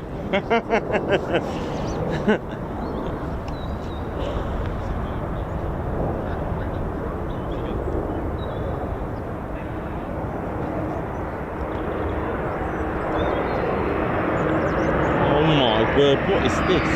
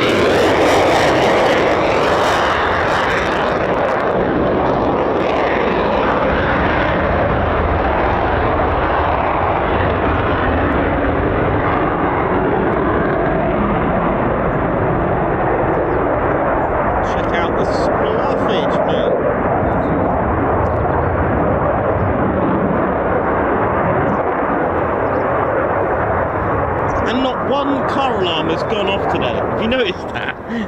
Not one. Oh man. Some of these these ones are low ones.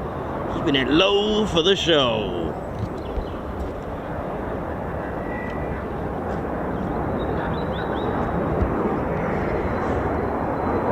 Do you know what? I bet they went right through the moon, those two.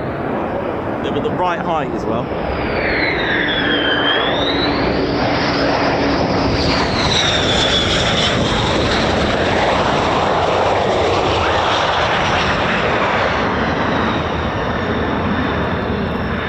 What's going on up here? Look at this.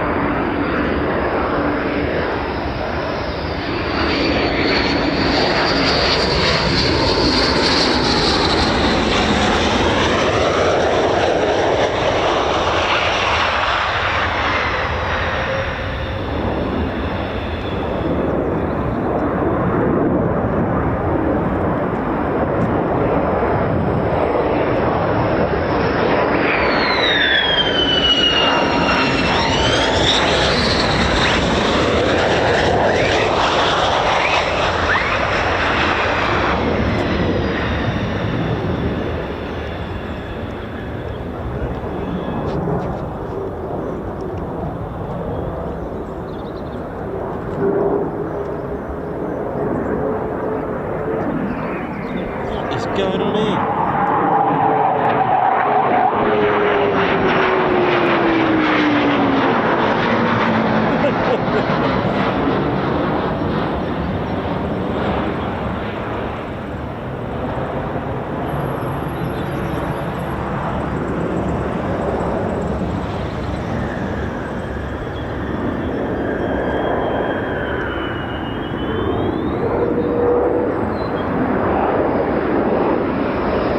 I'm about to get strafed.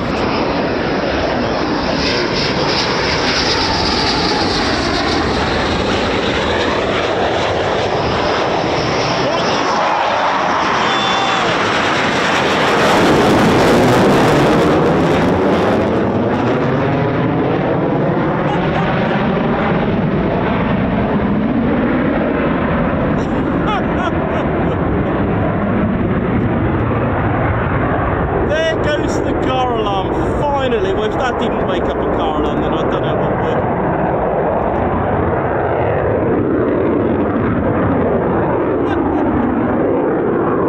Car alarm now.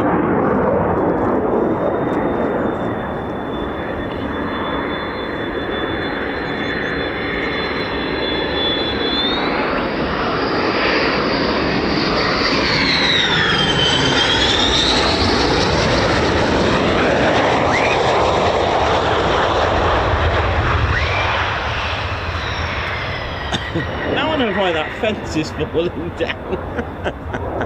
Just kidding. Although I will need to take my jacket off. I feel like I'm in a sauna. I'm like, I'm just like wondering what's going on.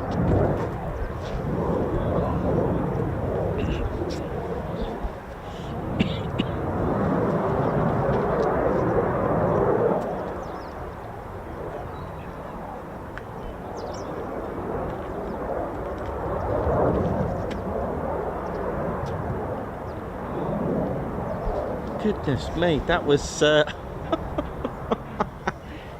I set the car alarms off, didn't it? We've had none all day until that one. I'm not surprised.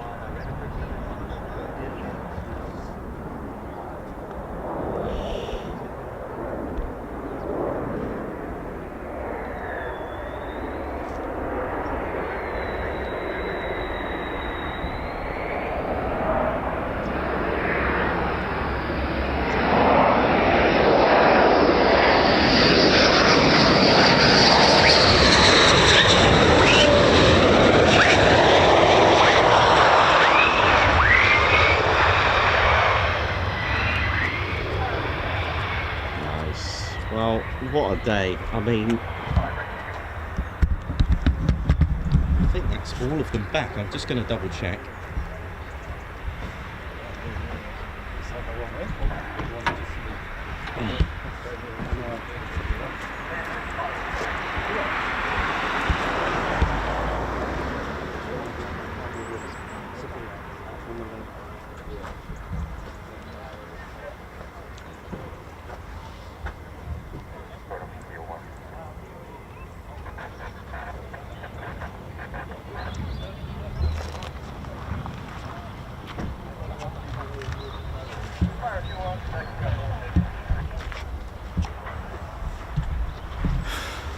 I mean, I'm still here.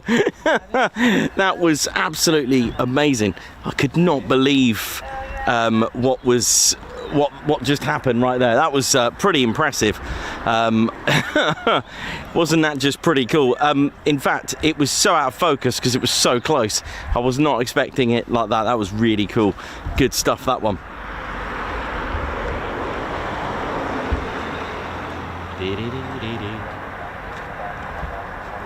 Let's have a look, see what else we got out there.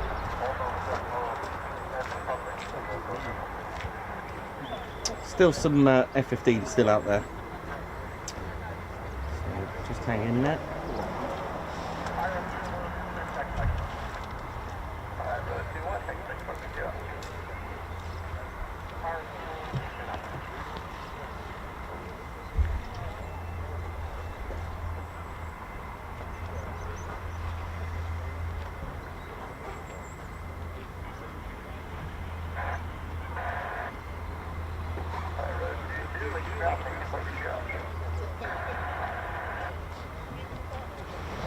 Well, there we go.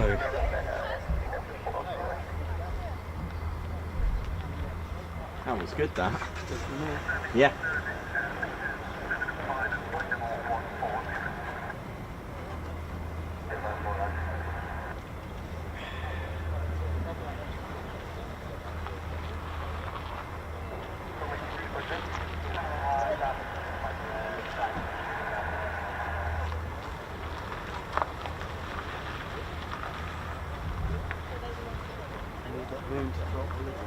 Yeah.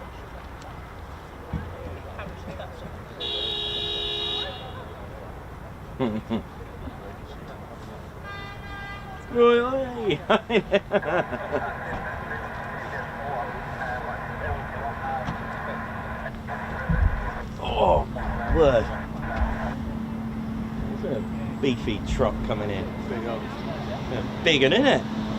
Look at those exhausts, look at it.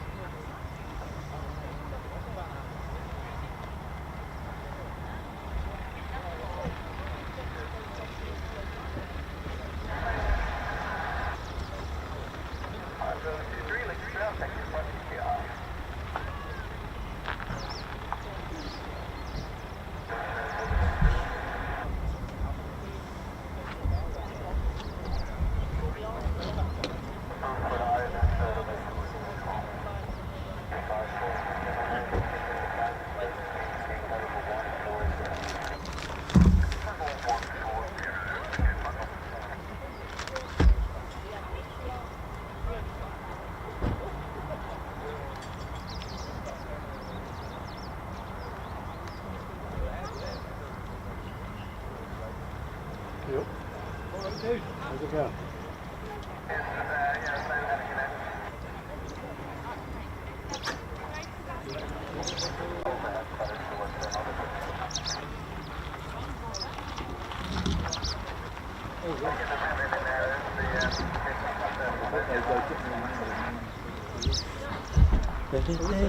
Right, ladies and gents, teddy bears, we're going to play a little game. Now, here's a little game. What have these two aircraft got in common?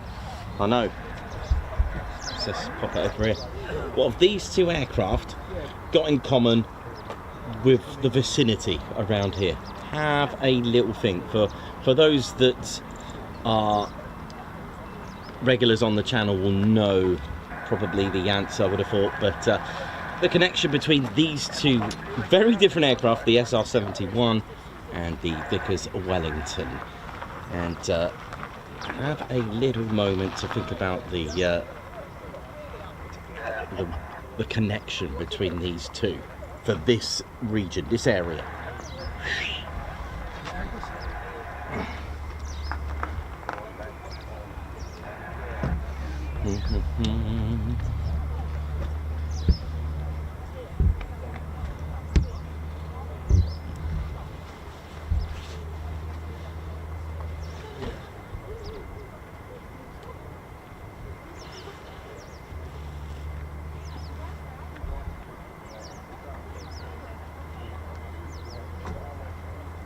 Oh, I see what you mean. Oh, so they can enforce.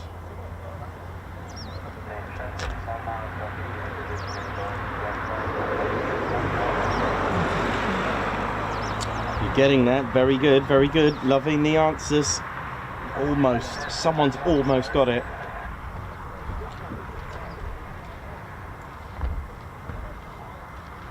You've almost got the right answer. Two people have really so close.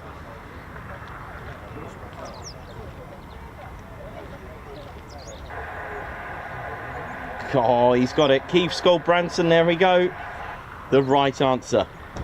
Both based at Mildenhall. Absolutely spot on. Some of you were so close. That is the connection between the Vickers Wellington bomber for here, because that was an iconic aircraft. It was an iconic aircraft, the Vickers Wellington, for this region, being part of the group in this region of Ely, Suffolk, Cambridgeshire. This, from 1938, was roaming the skies, and it's amazing, isn't it? This was built under the same Air Ministry specification, a specification to build a twin-engine bomber with a specific amount of payload, weapons or bomb payload, along with its speed and range. And I should have had it with me, but the Hampden was built under the same specification as this, and they both come out with two different looking aircrafts, which is why we say that, you know, it's quite important when a company gets that go ahead as well. And in this instance there were two, because of course we needed bombers back in World War II, especially the early stages. We're talking about 1938 here, and it was indeed based at RAF Mildenhall from 1938, 99 and 149 squadrons alike, using the Vickers Wellington bomber, an icon, the Vickers Wellington bomber, for this whole area of sort of Thetford, Ely, Steeple, Morden round there as well. The villages around it, I forgot the name again, begins with an I or an L, but Ely Cathedral has the Vickers Wellington on it. A few other villages around here have the Vickers Wellington. It was based at Feltwell, it was based here. It was this was the first aircraft based here, and the reason why I brought up the SR-71 is because that really became an icon of Mildenhall for this country.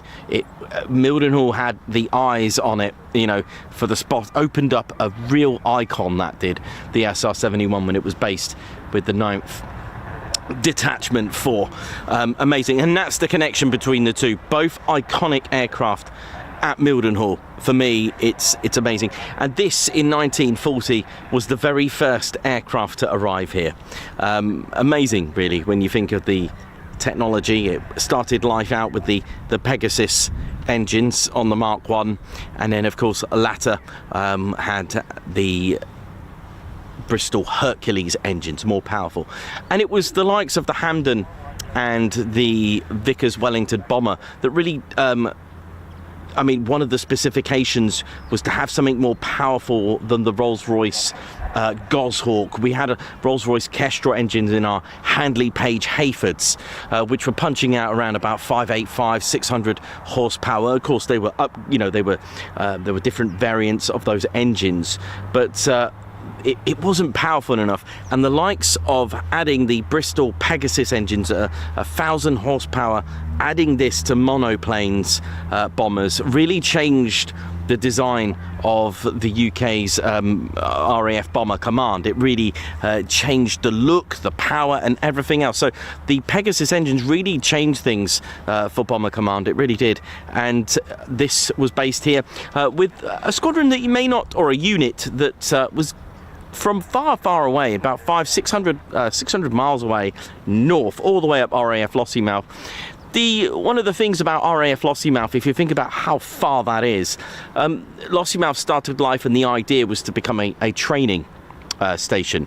In 1934, RAF Mildenhall opened, started off with the Handley Page Hayford. In 1936, we had Feltwell, starting with the Harrow, and then eventually the Wellingtons as well. Mildenhall, 38, the Wellingtons. Lossiemouth, again, training with number 20 operational training unit, and a flying training school as well.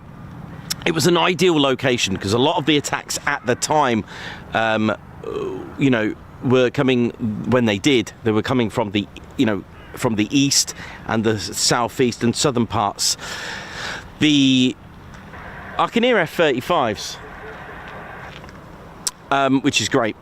So the North Sea and you know, out in the Outer Hebrides, they became pretty much more of a tactical and strategic battles with the navies of both Germany and Britain, and it was becoming part of the Battle of Atlantic, and they were using the Hampdens from RAF Lossiemouth to attack the ships using torpedoes. They actually made a Hampden torpedo bomber version.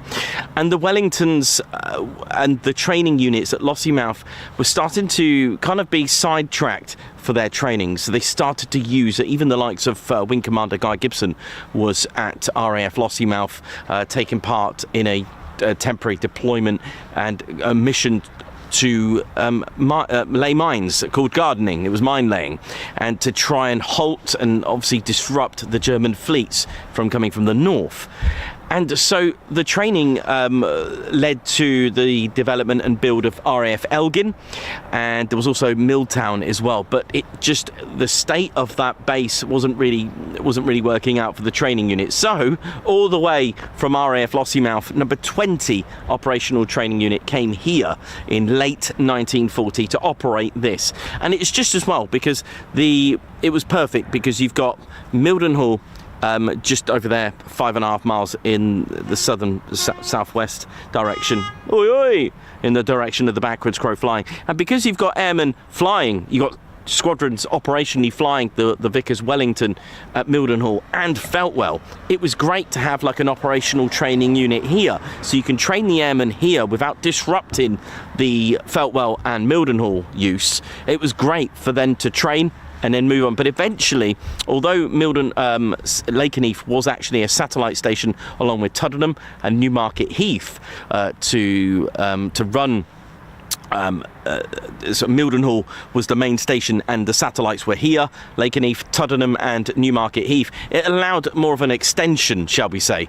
So it had like a training base, Mildenhall, if you look at it that way. But 20 operational training unit were here. They did move back. I think they did end up going back to RAF Elgin at the time, and that's where they kind of stayed there, and it was kind of useful.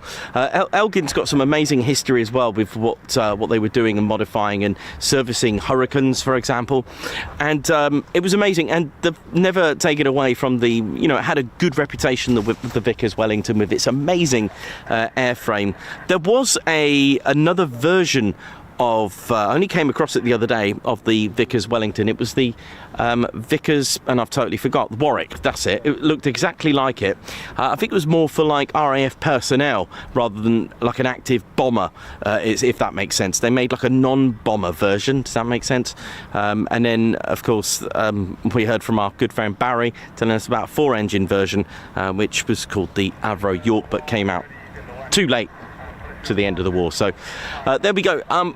I can hear F-35, so this doesn't look like it's going to be one of those short Lakenheath days by the sound of it, but we'll see. We'll see. But I can definitely hear the Pratt & Whitney F135 PW 100. Yeah, definitely hear that. So yeah, there you go. That's a little bit of background with the very first units that were operating here. You can see here the example of the geodetic airframe that they've done. Can you see that? It's a bit like the chain link fence behind me. It was an amazing idea designed by Sir Barnes Wallis, again the designer of the Upkeep, which is also known as the bouncing bomb. Also a bouncing ball called the high ball, which again was like a bowling ball version of the Upkeep, and that was called the high ball. It was for 618 Squadron. You probably never heard of them because they didn't even have a squadron badge. The idea of the high ball was to destroy the Tirpitz, but in the end they did use a 12,000 pounder Torboy, and that was from RAF Lossiemouth. And it was 617 and number 9 squadron that took to the skies to do that eventually, because it wasn't one mission, they did several.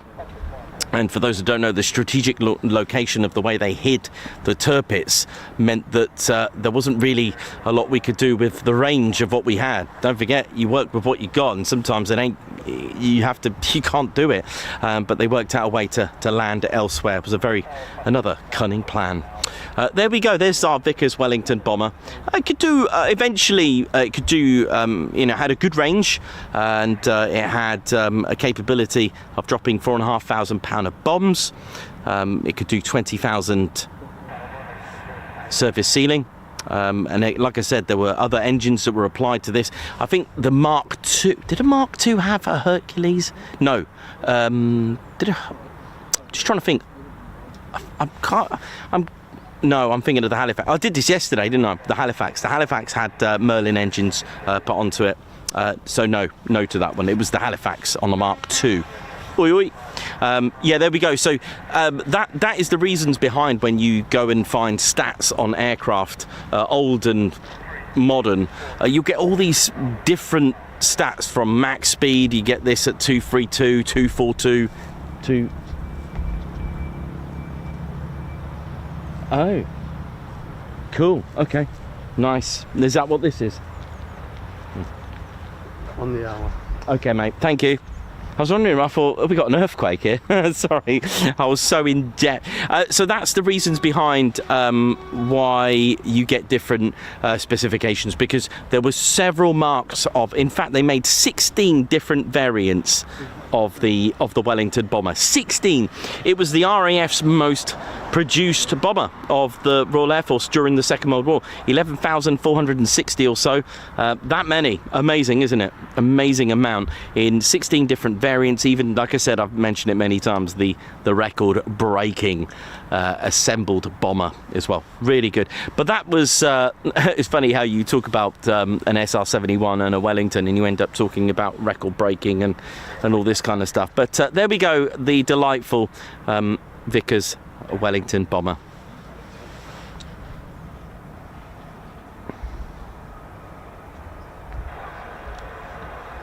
Dee, dee, dee, dee, dee, dee.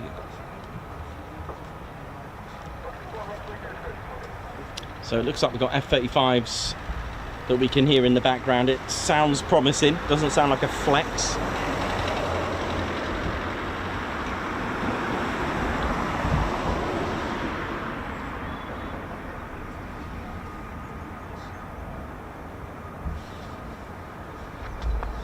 Two ship to my 6.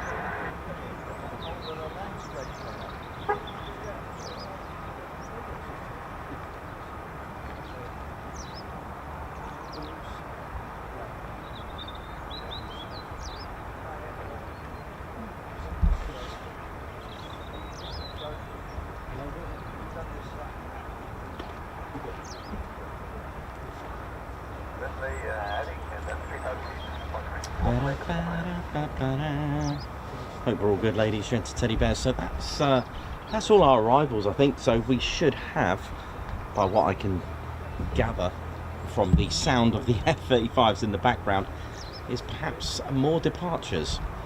So hold on tight, grab yourself a coffee or a drink.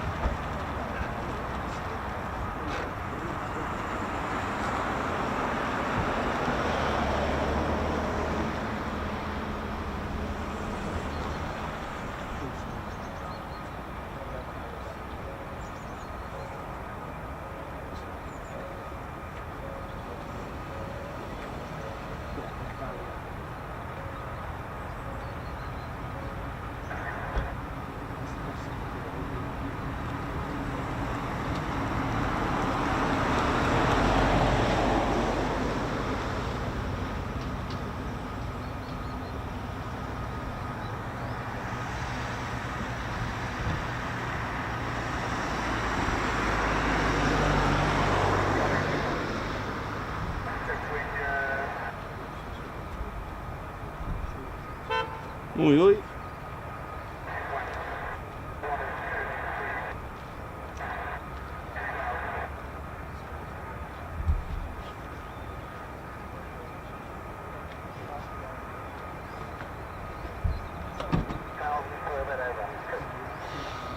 Ooh.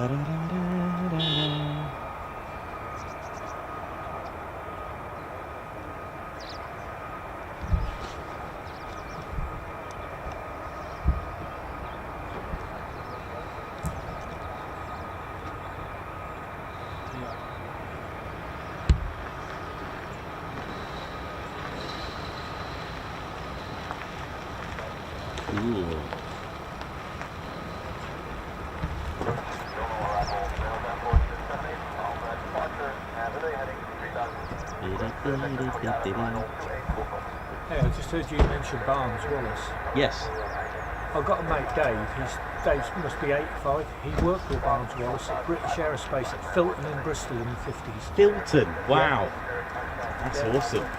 Yeah, cool. He got some tales to tell. Wow, that's Yeah. cool. Yeah, I know. Oh, amazing. That's cool, man. Maybe history, isn't it? Yeah, yeah. That's awesome. Oh, I I saw think the it's still Con. there, BAE.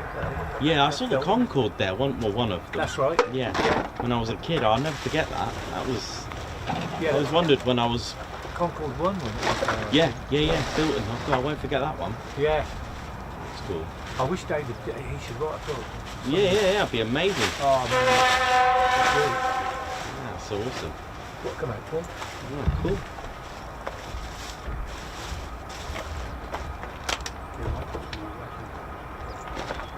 Oh, yeah, it's got a few in.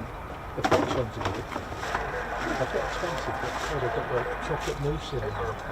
Oh, yeah, lovely. I had some pork with garlic and something like that. Oh, man.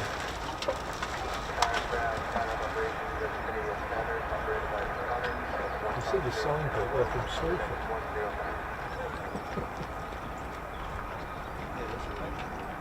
Yeah. Yeah.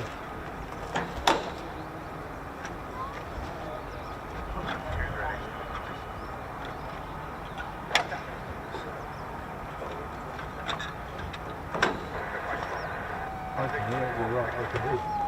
Even in my deaf ear, I can listen to it.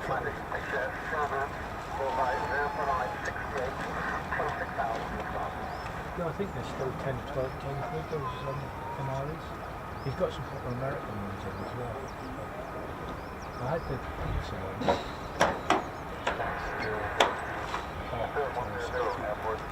Well, it's just like a biscuit with all the toppings in it. Because I've seen films of it.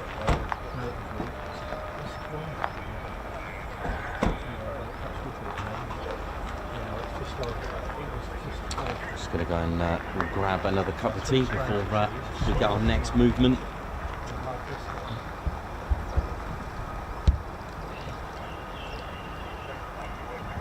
Oh, yep, there we go. Taxi words. Sounds good. Oh, let's grab that cup of tea.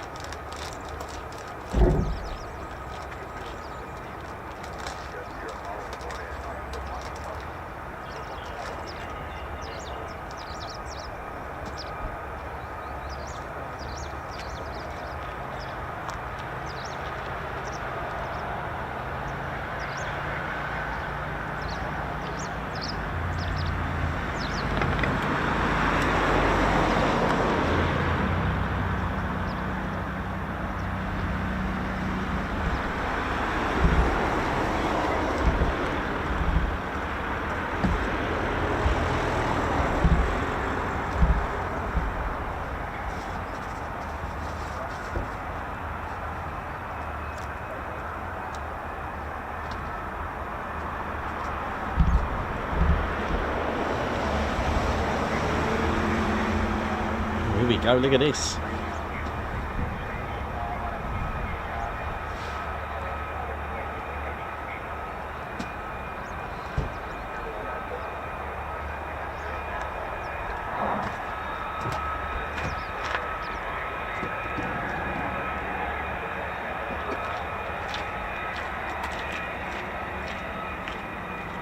Here comes trouble.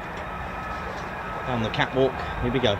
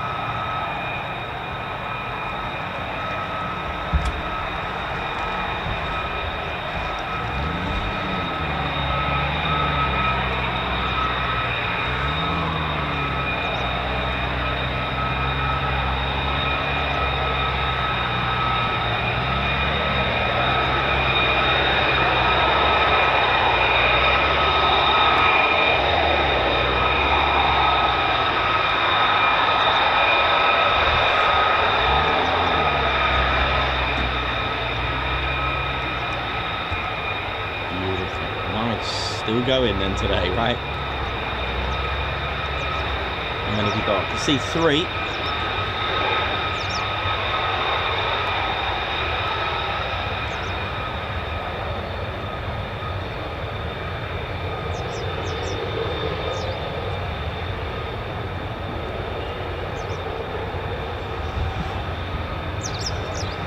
Maybe 4.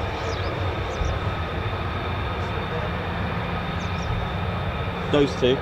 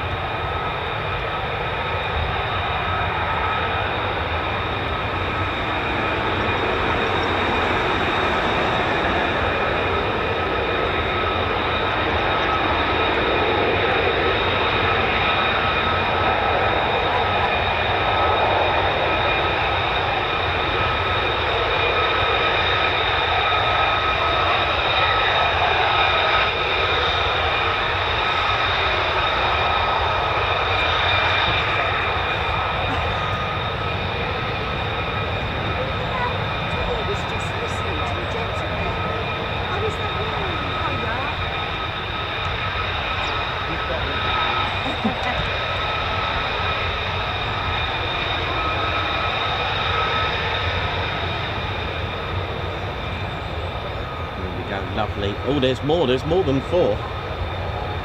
There's quite a few there. There's another 2 down the catwalk. Nice.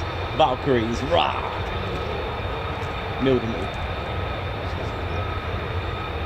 Oh.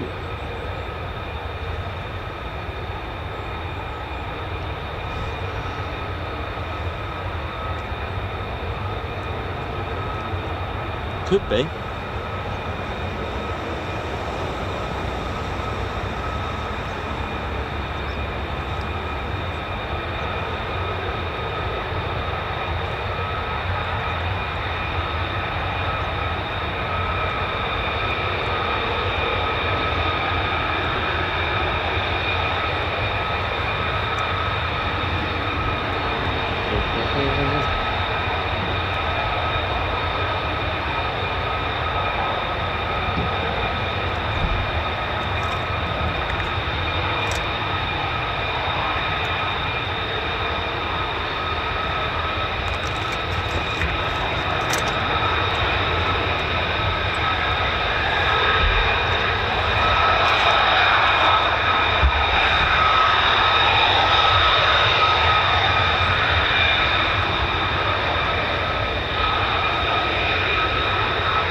These are the F-35A 5th generation stealth fighter. They are multi-role as well. And there's so much on this, it's unreal.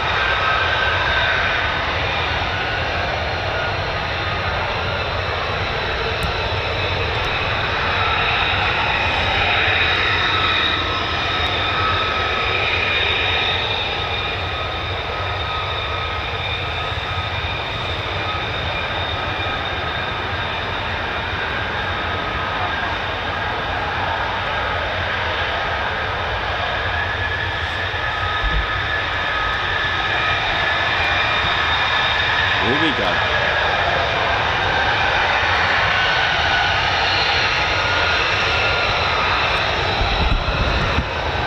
Just wondering if they're going to the EOR.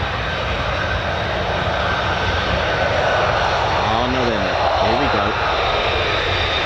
It's time to wrap. Here we go.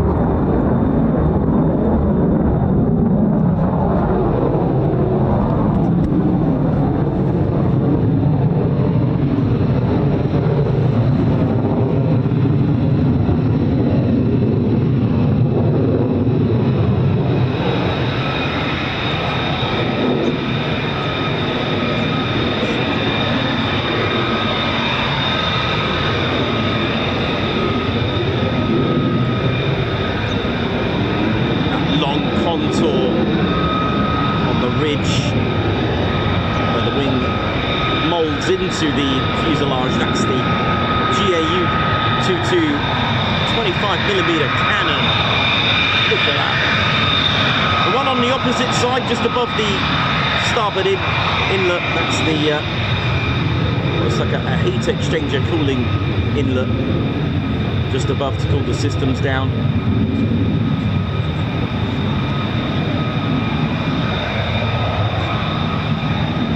There's about 1,600 individual tiny little sensitive radars inside that nose of that F-35. Here we go.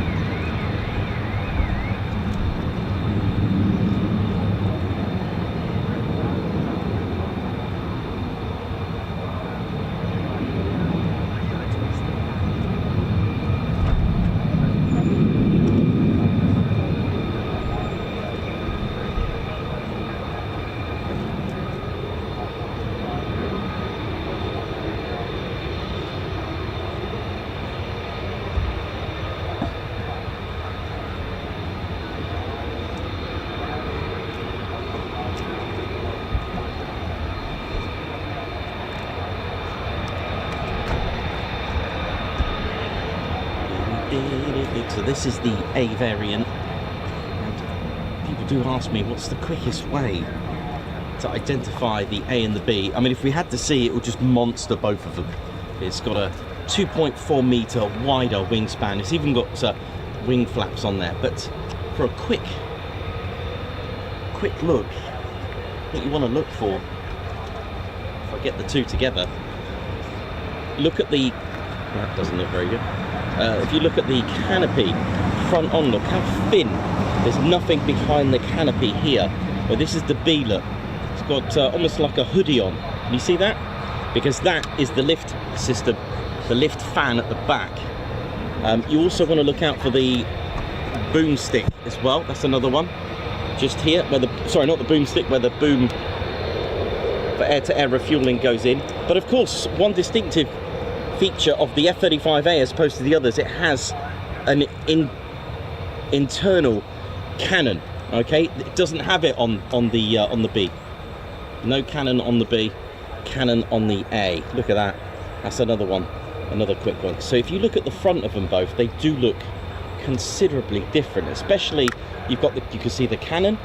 You can see there's nothing to the sides of the canopy, whereas opposed to the B, you can. All right, so that's like real quick. And of course from the rear, of course, you've got very different design, because you've got the free BSM, which doesn't stick out as much as the nozzle on the F-35A. Now the A is here and this is the B.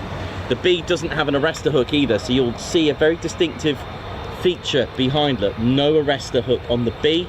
There is on the A. Look, that's another feature. And of course, from the top, not really easy to see the top, is the auxiliary air intake. You've got the lift system. Again, I've spoken to you in full detail why there's no serrations on the lift fan hood. In fact, on the original F-35B prototype, it actually had 2 doors here as well as here. They even tried serrations, because serrations is the key to keeping another low radar cross section as well. Pretty cool to go through. So I hope you got that. Any questions at all on any of that? You've also got a few features that you want to look out for all of them. Is of course, this is pretty cool, made out of sapphire, the electro-optical targeting system. Looks like a pretty window, but again, using sapphire for the hardness on the Moss scale, which is 9. Diamond is 10, ruby, sapphire, they're 9. So that's pretty cool. I think glass is like 3, like Tektite mineral. Why am I even talking about that? But never mind, never mind. You got that. And then, not brilliant on here, or my other model, so to speak, you got the distributed aperture system as well. Now you may notice there's like little window, like mirrors. There's like one there, one here. There's a couple here. There's almost looks like a mirror. All right, and that's giving a mirror effect. There's another one here. Now they're different shapes, and it's done that for good reason. It's the distributed aperture system. These are special cameras on the F-35 for the distributed aperture system, which I'll show you what it looks like in Nikos style drawing. They look like mirrors because you catch them at the right light. They're actually like pretty much like cameras. That's the DAS system. There's 6 distributed aperture systems. At the time of drawing this, it was called the AN-AAQ-37. No idea if they'll ever change it, whatever, but it causes this 360-degree sphere, so to speak, detection and protection. And what they do, it's their infrared sensors day or night for situational awareness. Everything is going on that F-35, and the pilot doesn't need to worry too much about them, but the pilot has the beauty of engaging. It's already detected SAMs, it's already detected lots of moving traffic. It does all this as well as the 1600 tiny little radars, little radar systems here. 1600 individual ones. They're all active, not passive, which means there's a transistor for every single one. Clever bit about this, it points upwards. Why? Because you don't want those signals going downwards, and that's the beauty of the F-35 again on the AESA scanned array. It has the choice to engage in aerial combat if it wants to, and it could link with other F-35s and fuses them together with their DAS systems as well. Even this gap here keeps a low RCS. It is absolutely fantastic piece of equipment that they've done, and fair play to them for designing that. And of course, the Lockheed Martin getting the patent for the RAM, the radar absorbing material as well, which absorbs radio frequencies from 0.1 megahertz right up to 60 gigahertz as well. All the serrations, have a look at all the different colors, the slight grays, all these serrations everywhere. Now, again, I've spoken to you about the radar, the way it works. Radar cross-section, what makes something stealth?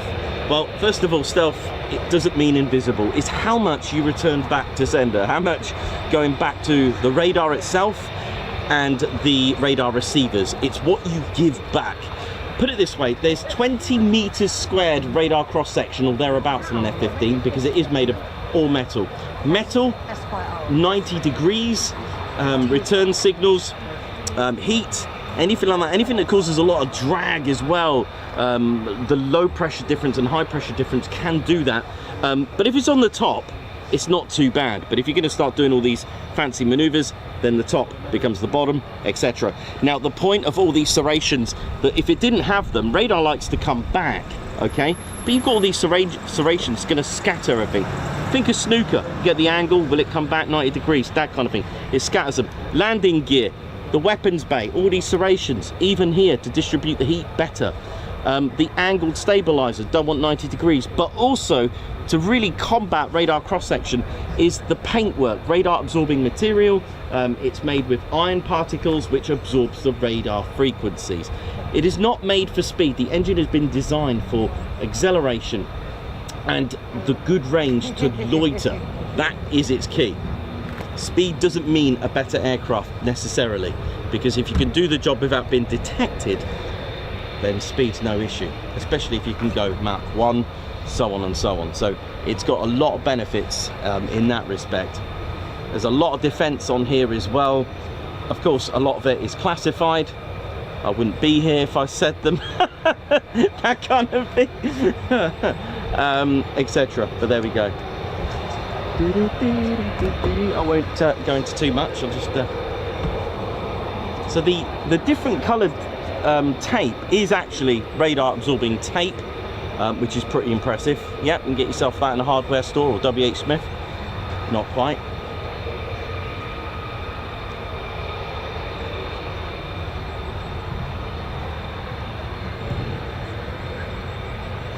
The F-35A is not no, it's not the smaller. It depends how you want to look at it, because the length of an F-35A is what, 10 centimeters longer than the B, and the F-35C is 10 centimeters longer than the A, so it's 20 centimeters longer, the C variant. The wingspan of the A and the B are both the same at 35 feet or 10.7 meters. The F-35C, 13.1 meters. That's impressive. That's 2.4 meters wider. But it does, the fuel capacity plays a major part. 18,250 pounds on the A, just 13,500 pounds on the B, and 19,750 on the C. Don't forget, they've stuck in a lift fan that weighs 1.2 tons in the B. And that's a lot. And that you could have had a massive fuel tank in there. Here we go. Rack 'em. Valkyries ride. Pretty sure it's Valkyries.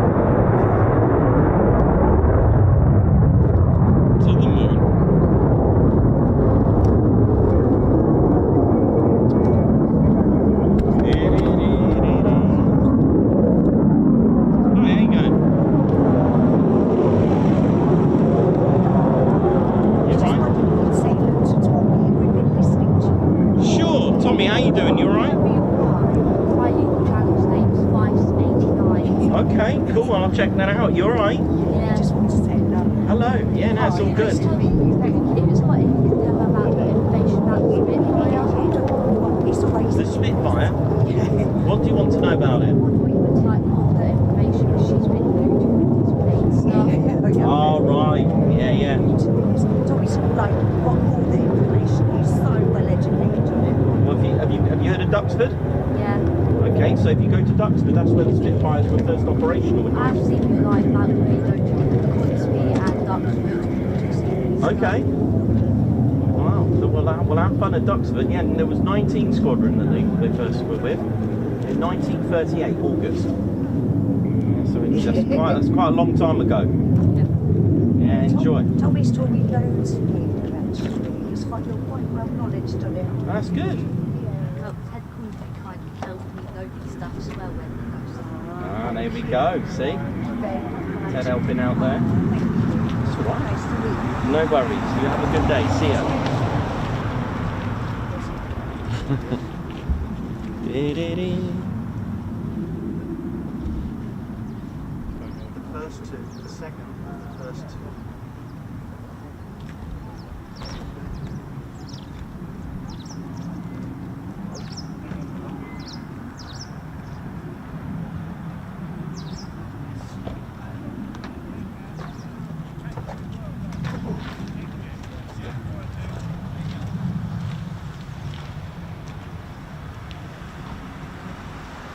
How we doing, ladies, gents, and teddy bears? Hope we're all good.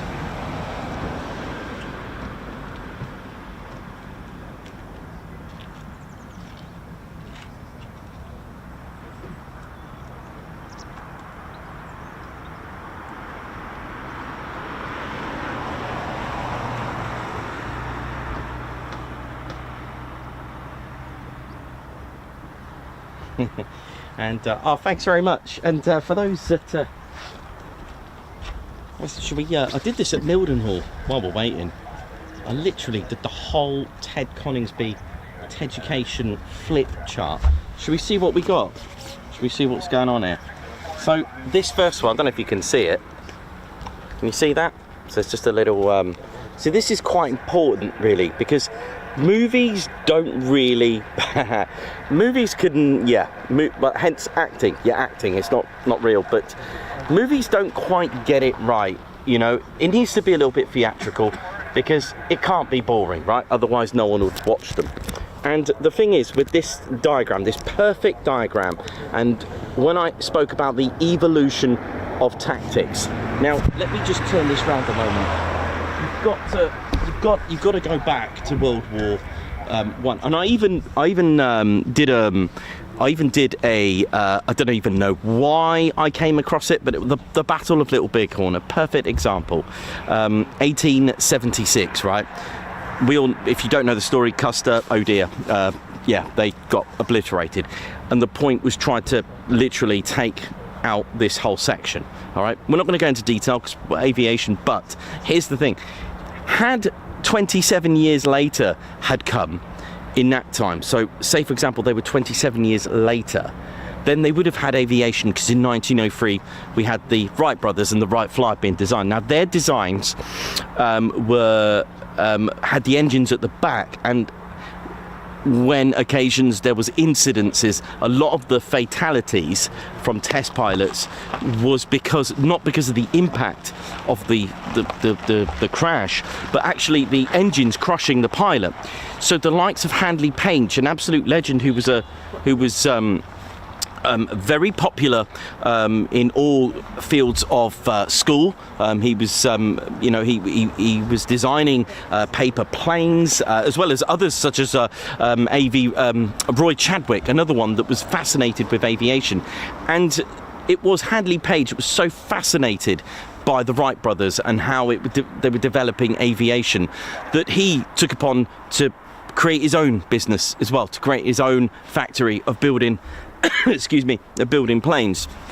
So he thought the idea of having propellers at the front, I'm not saying it was his idea, excuse me, I'm not saying it was his idea, but it was something that he thought about, okay, because that was the problem. And then the evolution of tactics is what I'm trying to get at here.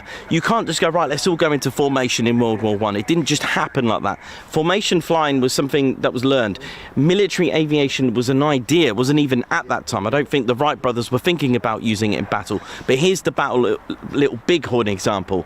Had the idea of using things flying to do aerial bombing, then that battle probably would have been a different result, right? We all know that. And then sea battles, you know, and classical battles, mythology all this kind of stuff. But the idea and linking up thoughts like that need experience. So you're going into combat, World War I, in your aircraft, but they were reconnaissance, the biplanes first. And, you know, the idea of actually having formation takeoffs was something of a thought of, hang on, we can get more aircraft out this way. The reconnaissance aircraft on both sides were very interesting to read about. A really good book I was reading, and it's about these two biplanes, opposite sides of World War I, and they flew past each other and they used to wave at each other. And then they realised, hang on a minute, that's the enemy. And then the next time they met each other, they brought a pistol with them, and they started trying to shoot each other. And then that's where you get the evolution of mounting the gun on there. That's when you get the evolution of a Wizzo, for example. Having someone, a crew of two, someone with a machine gun at the back and a pilot at the front. So it's not a new thing, but it takes experience and actually learning to develop tactics. So now you've got mounted guns. Well, what about turning the gun? You're going to end up shooting your own stabilizer off and, you know, anything worse. So then you started to have machine guns firing on the top of the biplane. I don't know if you've ever seen that. Pilot would get up.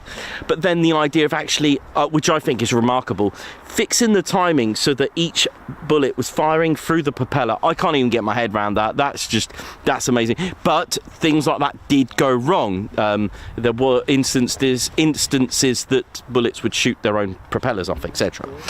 But then you've got tactics of flying in formation, the Vic formation, the key to a battle formation, and then the idea of having B-17s, the flying fortress, which is what we're going to go to now. The idea of just like, right, that's it, we've got a bomber, we can't always have escorts with it, we need to be able to have something to protect itself. And that was the idea, that was the thinking about having guns on bombers. Bombers couldn't always have the fighters, because fighters had less range than the bomber, and etc. Hence drop tanks to make bigger range, but then drop tanks have a disadvantage, drag, you have to release them on engagement. Anyway, so you've got B-17s, and just like the Augsburg raid, 17th of April 1942, the problem with that is that they believed it was enough, it had enough guns on there, and it could do the job, and obviously it was unescorted, daylight mission, it wasn't. So the B-17 idea was one that they thought would be great, especially in a pack, a formation. And there's a few things like Colonel Curtis LeMay and Ika, you know, when you're going into, if you've got B-17s, the idea, you've got all these guns, 13 in total you can have on it, obviously not all pointing in the same direction. But if you imagine them as water jets, then it might sound like a silly idea. Imagine 20 B-17s in formation, and they're all water guns, right? Not bullets. And you were flying to try to ambush it. It's impossible not to get wet if they were firing, right? That's the key.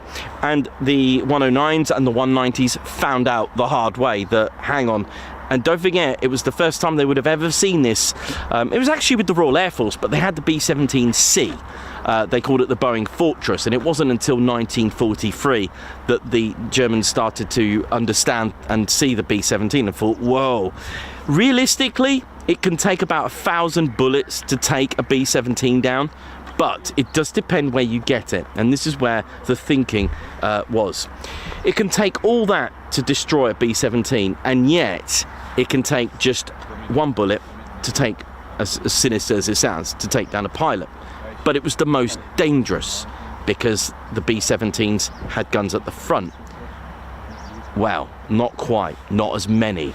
It was the weakest point on the B-17 because some of the earlier ones didn't have that chin turret. But here's the point: the Germans thought, the Luftwaffe were like, right, the weakest point of a B-17 is the pilot, is the cockpit. Now I'm going to put this into effect because this is where movies don't quite cut it.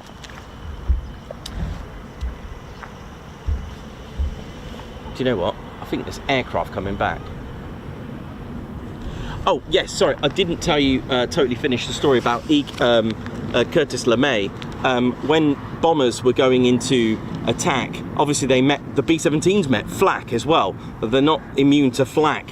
And what the B-17s would do is fly and try to evade. Two problems with that. One, you're going to miss your target, and two, Curtis LeMay said that you're actually spending more time exposed to flak, and he said fly in a straight line. So there you go, that's evolution number one. And evolution number two was to make sure that the sun was behind them as they were flying into target. Why? Because the flak gunners would be blinded by the sun. Simple but effective. Right, back onto this diagram, what it all means.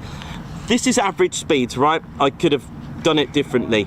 270 miles per hour on a 109, 180 miles per hour on the B-17. This is how dangerous this method was. But it's the weakest point. All the pilot had to do was shoot into the cockpit, job done. But however, it's dangerous. Let's put that into perspective. That is a combined speed of 450 miles per hour. Do you know what that means? It's 201 meters per second. Put that into reality, 1 mile, these two would collide in just 8 seconds. If you do kilometers, in just under 5 seconds they would collide. The 109s were tuned to fire accurately at 200 meters. Well, that gives them just 1 second to shoot, but that gives them half a second probably and half a second to get out the way. Never going to happen. So what they did, they adjusted the cannons to fire at 400 meters. Which means in 2 seconds before impact, they get a chance to fire, and in 1 second to do a split S. I know I've got my 109 going this way. The dangers of that is unreal, because there is a collision, and it happened quite a fair bit. Debris could go everywhere. So on 2 seconds before impact, fire the cannon, and on that last second, dive down in a split S. And that is the reality of how they did this. It was the most dangerous thing. But of course, there was Ramrod. You may have heard of Ramrod from here. Ramrod was the code name for escorting fighters for the bombers. Amazing. Next up, what we got here. Okay, so this one here, this is how Lakenheath started. Yep, a decoy airfield. And I normally show you this building over here because it's the nearest I can get. Where is it? Where are you? Yeah, there you go. So there were decoy airfields. Don't forget, Mildenhall, built in 1934. And then, of course, during the Second World War, towards the end of the phony war, Britain and its airfields, Goring had a mission to annihilate the Royal Air Force. That was the plan. And our airfields were getting bombed from September. And so they brought in the decoy airfield system. We are just south of Brandon. And the decoy system was to protect the real airbase, right? So we had a fake airfield here, right here, in this very position that we're in. K-site and Q-site, code names for K-site for daytime, Q-site for nighttime, and they were different various operations. Now, this building is not the decoy bunker, okay? You would have had fake aircraft, and the fake aircraft made of plywood and probably plywood, but they had to match the aircraft that were at the real thing. So Mildenhall had Wellingtons at the time, so they had fake Wellington bombers, cloth, paintings to make it look like the real airfield, flares at night, because they were so good, the decoy airfields were so good that our own aircraft tried to land and it ended up very badly. The reason why I'm showing you this kind of pillbox is to imagine there's a blast wall there, and I want you to cover it with sand. I want you to cover it with earth, because now this is what that looked like. Something like this. That one there. All right, there's your blast wall, there's that little door entrance. This is like a little plan, you know, when you buy a house and looking at planning, you can see. So 2 officers to operate at night. There's the switchboard, they come in, there's the engine room, and you've got oil and petrol store here, switchboard to operate the runway lights, etc. And then if the officer walks over here, so I've done this cross section here, which is the reason for it, because there's a ladder, you can't see it looking up. The officer can climb up, and there's actually a spotlight to make it look like taxiing aircraft. How cool is that? And Lakenheath was attacked 5 times, which means it saved Mildenhall 5 times. The next diagram, that's my amazing P-47 Thunderbolt, just showing you how it works with the R2800 engine. Again, the evolution of the United States Air Force's mighty 8th, the way they arranged their markings. So this is dedicated to the 8th Air Force. There's a little bit about markings. Maybe I'll do a colour version for you so you can understand that. Talks about the shapes. The 8th Air Force, if you see a B-17 with a triangle, that was the 1st Air Division. The 2nd Air Division was a circle. 3rd Air Division was a square. So now you know the 100th Air Refuelling Wing, they are the 100th Bomb Group. That was the lineage. They were part of the 3rd Air Division. And then once you got division, then you got a wing. And then once you got a wing, you got the group, and when you got the group, you got the squadrons, and when you got the squadrons, you've also got the flight identifier as well.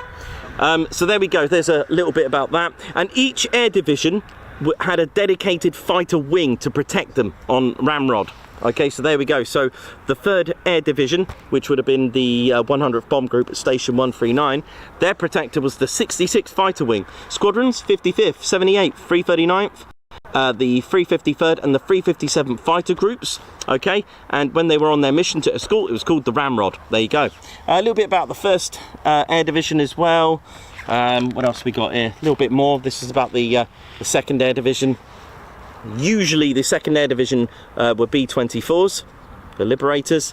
There's a little bit more about it. What else we got here? There's a little bit more. So just going through the whole thing here.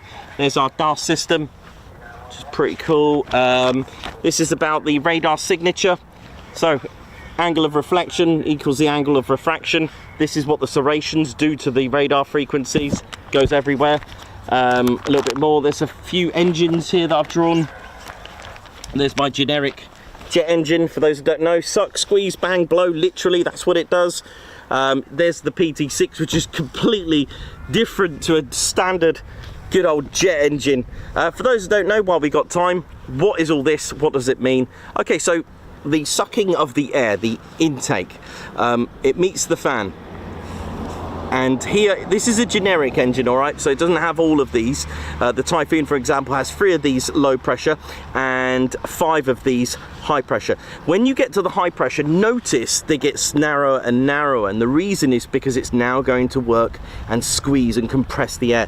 Why compressed air? Well, you get a lot more air for your money and it makes it more economical, and thirdly, compressed air is actually more combustible and you can mix it better. And just think of scuba divers, you know, their tanks, they've got a lot of oxygen in there, lasts for a long time. You're doing the same thing. Typhoon, for example, sucks in air 75 litres per second, man. So it's compressing it and squeezing it and squeezing it. So you got the it meets a low pressure, these little blades going around. It compresses it to a little bit, hence low pressure, and then it meets the high pressure. So it squeezes it and squeezes it. Any leftover air is bypassed. The reason why you have bypassed air is better airflow. If you didn't have a bypass, it wouldn't have a better flow, and it would actually cost you more fuel. That compressed air goes in the combustion chamber, so we're about to get the bang. There's spray nozzles in there, and it's mixed in with that beautiful compressed air, that convenient compressed air. That bang and explosion turns the turbines. Again, different on different engines and obviously different aircraft. These turbines power their compressors. The low pressure turbine powers the low pressure compressor, although this will probably be the high pressure first. The high pressure turbine powers the high pressure compressor, and the low pressure turbine powers the low pressure compressor. It's that kinetic energy, that explosion, that's turning the turbines, and the turbines through the shaft are actually powering the compressor. Now from here, with this little cone that you can see there, the back of the engine, that's where civilian jet, like Boeing 747, that is thrust. That's going to make your aircraft move forward, okay? That's what's giving you, so you push the throttle down, the thrust down, the throttle, you're going to increase the ratio of the amount of air and fuel. So you're increasing the thrust, so you're increasing everything else, bang, okay? How do you get afterburner then? What's the purpose of it? Well, don't forget, afterburner and reheat, they're the same thing. They have 2 words in them and they're both similar. After, burn, you're burning something after, and reheat, you're reheating something after, which is why it's over here. It's a special afterburner chamber. It's got to be carefully insulated because things are about to get even hotter. Now remember, we've compressed air here and it's all exploded here. It's very economical, great. But what you're doing here, you're now spraying fuel into hot gases. you're not having that beautiful compressed economical air, which is why two things. One, it gives you more power. It's just pure fuel, yeah, but your fuel consumption's gone up 3 times, but you get more power, and of course you get this 60 foot of afterburner on an F-15E Strike Eagle. There you go, there's a bit of thrust for you. That's just a little bit about angle of attack, which I don't often go into too much detail about the pressure caused. That's why the engine sweeps with the convergent exhaust nozzle. There's a little control system which opens and closes the nozzle through actuators, about, I think it's 6 on the F-15, the Pratt & Whitney F-100 engines. You can have it on the F-16 if it's the same family of F. And so when it opens and closes, that's air being pushed, and that air goes wheep, wheep, wheep, etc. This is a little bit about the AESA on the Typhoon. This is about bits and pieces on the Typhoon, because the Typhoon's made in 4 different countries. This is, for those that know, that one, that's the Black Buck raid, the very complex raid using 13, yes, 13 Victors. 1 was actually a spare, and 1 Vulcan, how to get to a round trip of 6,760 nautical miles. This is how ADSB works. People ask me all the time. I can't see it on ADSB. Why is that? It's because the ADSB doesn't use radar, it uses GPS, it uses satellites, and it's a completely new different system. There's an ADSB in and an ADSB out. For those that don't know how radar works, we'll do it in another time, but radar is obviously sending radio waves to an aircraft, bounces back to a receiver, and ATC can pick it up. There are primary radars, there's secondary surveillance radars, SSR secondary surveillance radars, which we've got one here. They use the transponder. I can talk to you about the transponder, but the ADSB is a separate receiver. Modern aircraft, I think as early as 2020, you know, that all modern aircraft had to be equipped, or all aircraft had to be equipped with ADSB. And it's a receiver, and there is an in and an out. What's the purpose of in? The ADSB in is information from ground stations to give the pilot all the details, such as weather, the atmospheric pressure, etc., etc. ADSB out is data, and you can actually lock and limit the data, and that's really, in a simple way, why you can't see things on ADSB. This is the, we spoke about the compressor blades on the Typhoon and the lift system. These are called blisks. They're 1 unit. These are not grooved in. These blades are not individual on the Typhoon's EJ200 engines. It's 1 complete unit. There you go. What else we got? A little bit about drag and aerodynamics. I'm just working on that one. How a compressor stall, how that happens, some of my early ones. How aircraft actually take off. We've established thrust as the aircraft's moving forward. The design of a wing is not actually flat. It's curved on the top like that and flat on the bottom. If you think about a bullet being completely symmetrical in some ways, okay, it's not flat on the bottom of a bullet. If a bullet was shaped this way, it would just go upwards, which is why they don't really have lift, okay, because same principle. So this, as the aircraft's moving forward, imagine you're going 70, 30, 40, 50 miles an hour. We've all done it, passengers or not. You stick your hand out to feel that lovely air. If you have your hand like that and you're going this way, your hand tends to push up, hence lift. If you have your hand that way, it pushes it down. Sort of. What it's doing is creating pressure, and the faster you're going down the runway, the thrust, the higher the pressure, the greater the force. And when you overcome the downward force of gravity, you start taking off, because there's a high pressure build up here as you're going along the runway and starting to rolling traffic down the runway with speed. You then start creating so much pressure it lifts, and then obviously you can have your elevators and flaps down, etc. This is about the Pappy light. What else we got here? I've got quite a few bits and pieces here. This is a B-17C, the Boeing Fortress Mark 1. Look at the wing the stabilizer difference. No top gun, no waist gunner, not a lot really going on with that, and it was really put into combat very quickly, and not really, I mean, the US Army Air Force wasn't deeming it as really fit for combat, but there you go. some stats, general stats about World War II aircraft. There you go. That's in a nutshell the whole thing, and it's still been built, still, you know.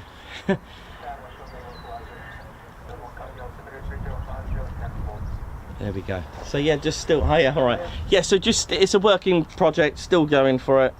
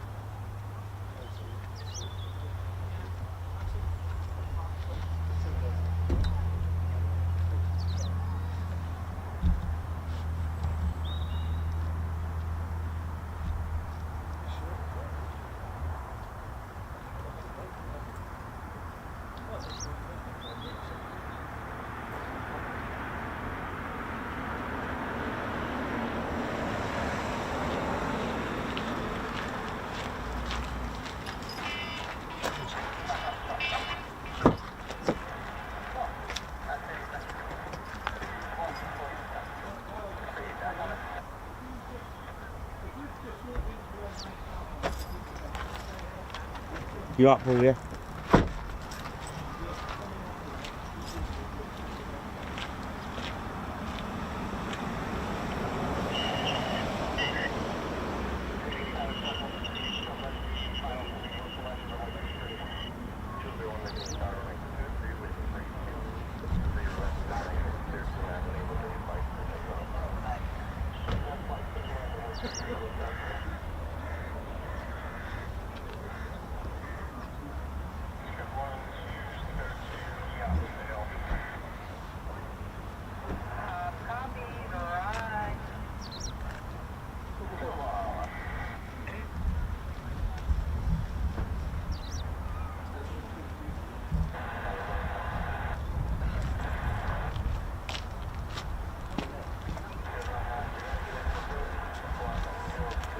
So we're just getting our arrivals very shortly, won't be long.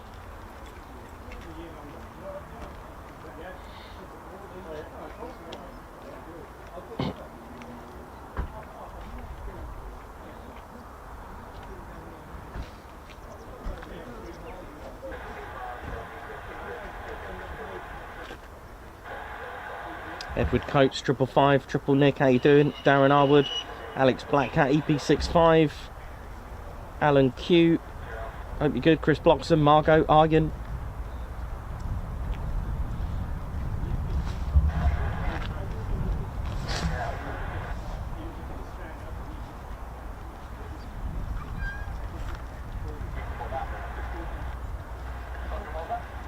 Amazing when you think about the amount built as well. Avro Manchesters were just 200. Avro Lancasters eventually 7,377, and then up to that is 11,461, the most produced bomber of the Royal Air Force. Then you got B-17s next with over 12,000 or so built. There's around about 12,731, and then the most built, the B-24 Liberators, over 18,000 that were made. Absolutely amazing. So that's just to give you an idea of a quick guide ride.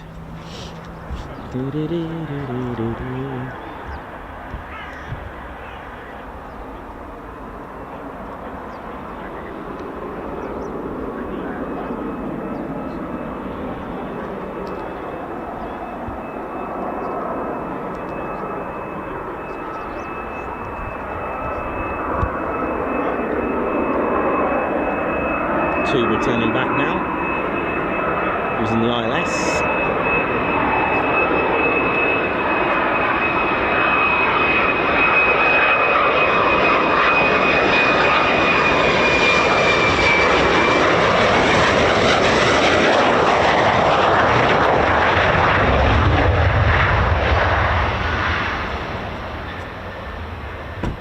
Nice lady. There's another one I can see. Again, they're using the ILS. They would have been using the localizer as well, which is the lateral system of the ILS. And of course, you've got the glide slope antenna, which here set to 3 degrees. We know that means 315 feet per 1 nautical mile. So at 10 miles out, you know they're around 3,000 feet.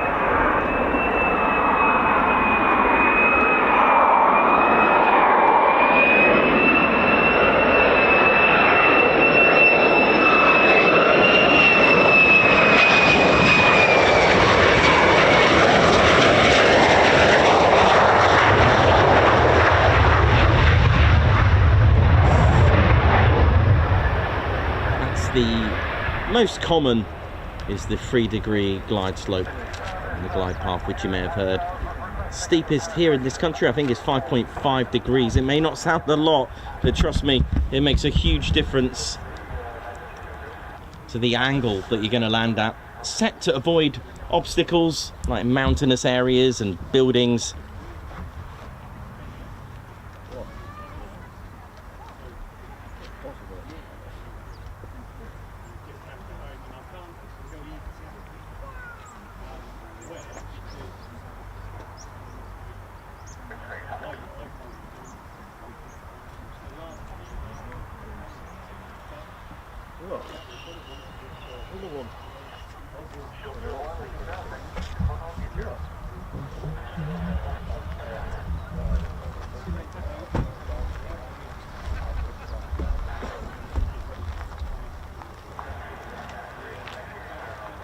Hi, yeah, you're alright.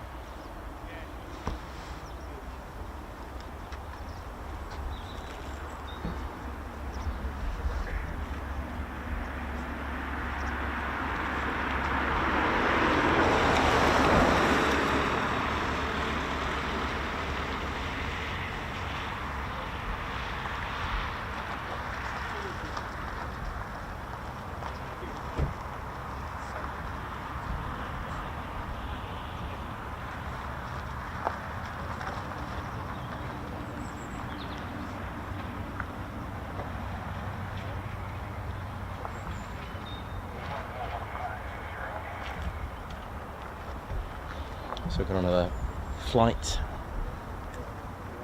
returning. Won't be long now. Hope you're all good.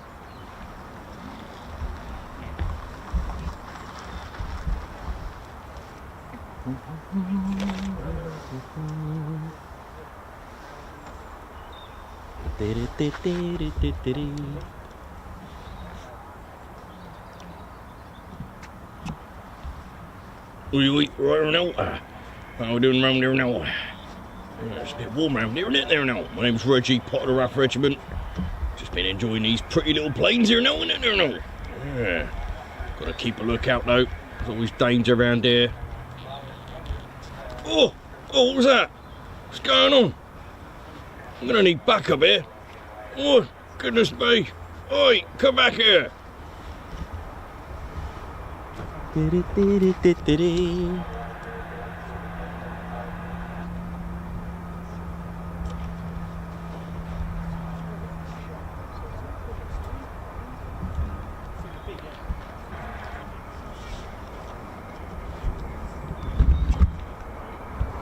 Clear to land, I think it is.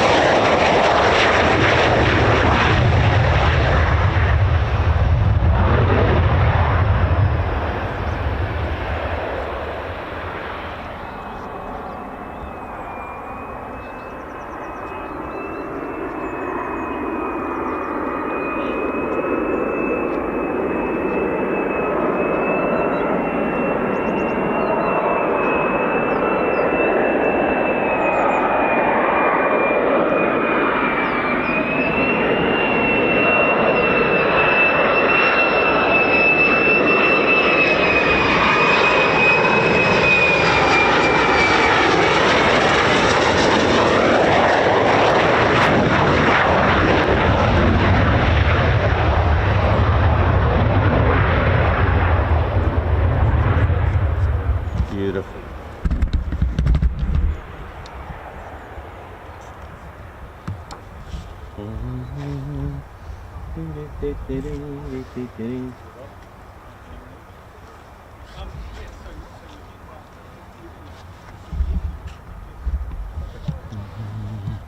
Goodness me, I can't get to the back of this. I'm gonna need support.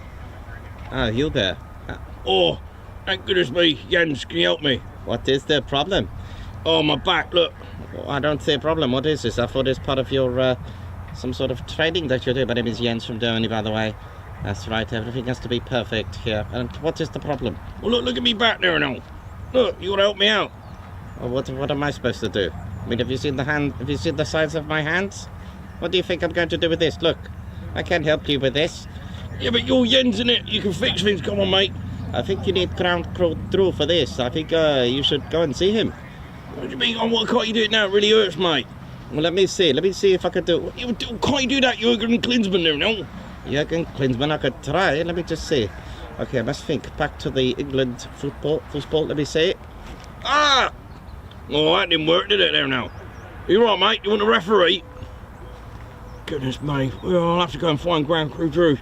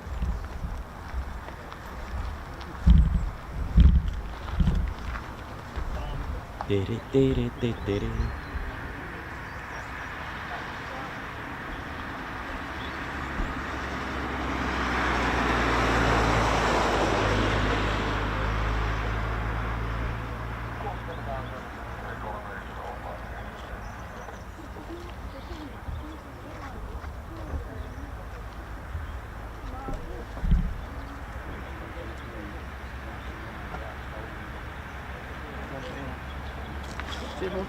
See you, pal. See ya.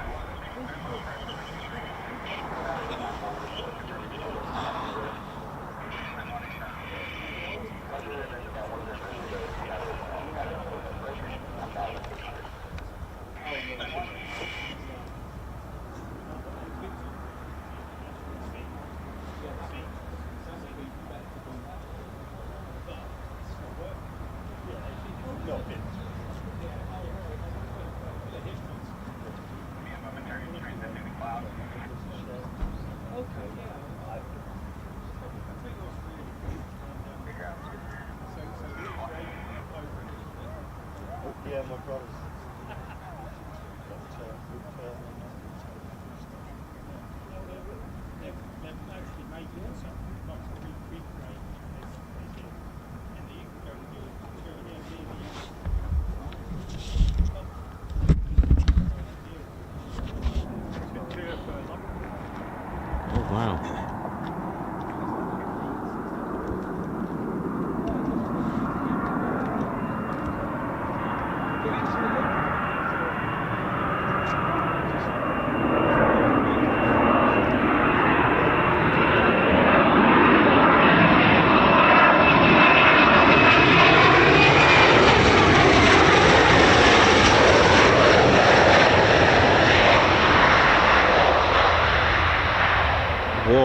at this.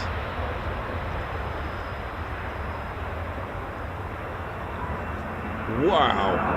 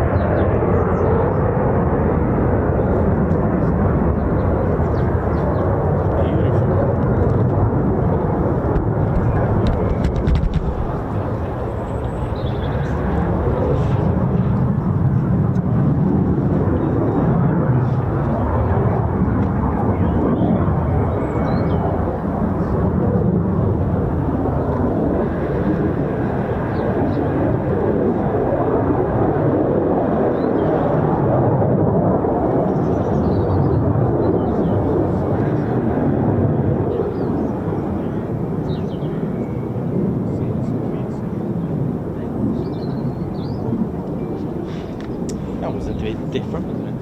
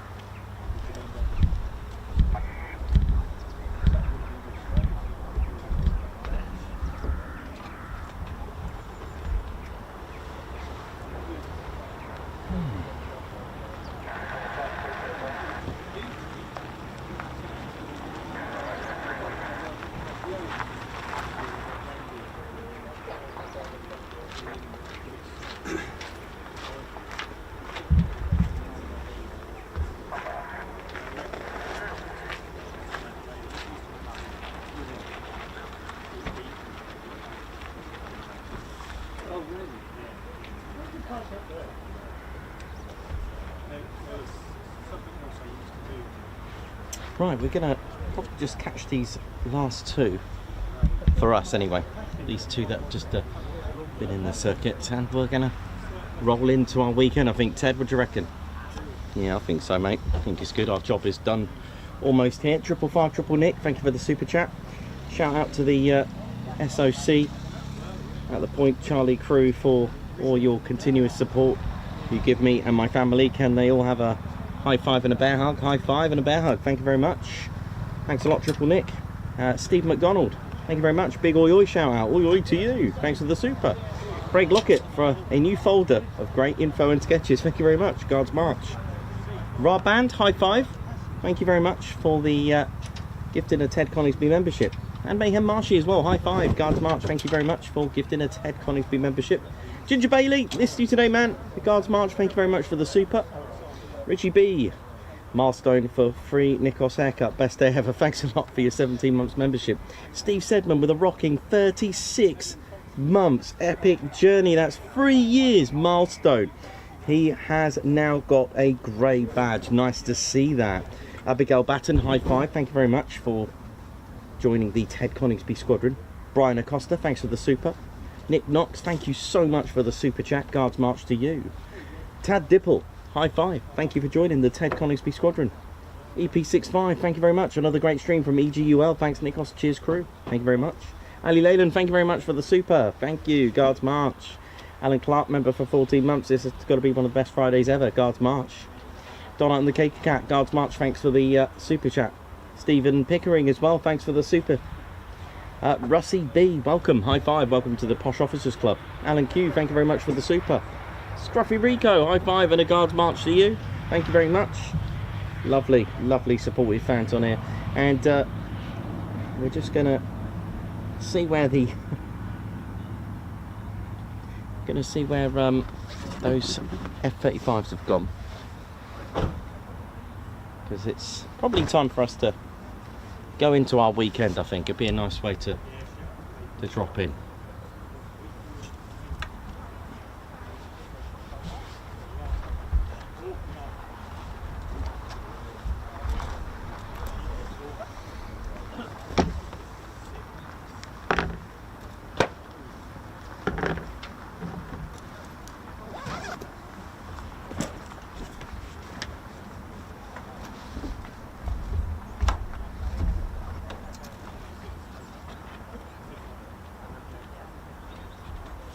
Done with your beach hut for the year?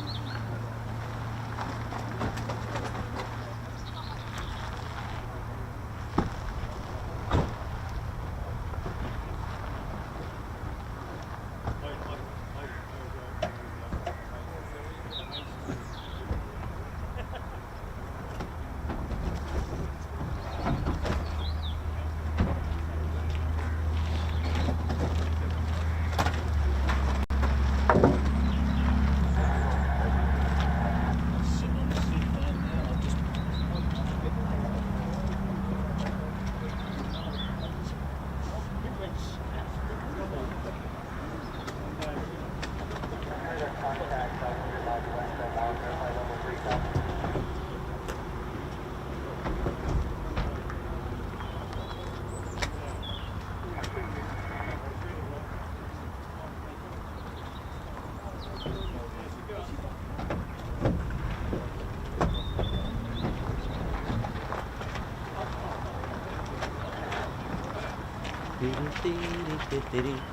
think we'll call it a day, Ted.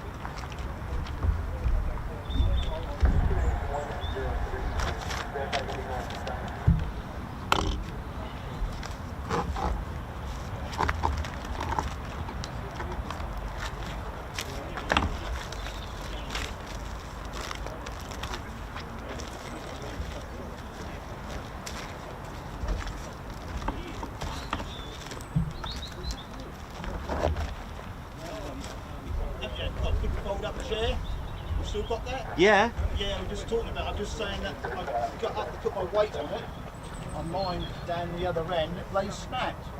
Oh, no. So I just said I might stop at G&Q. Is it G, you know what it's called? Go outdoors. Go outdoors, yeah. Yeah, it's good that one.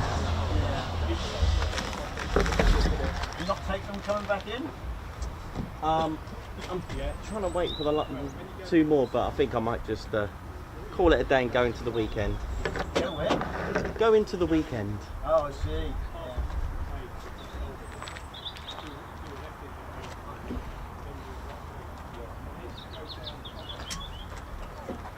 You're getting quite a model collection now, aren't you? Mate, I'm going to need a shelf to put them on. Yeah. It's, No, I'm collecting models. I've got them in the bedroom. I've just got to hang one up when I get home. yeah, they're good. Yeah. Yeah, I might call it. I don't know where they are. They might have gone off somewhere else now.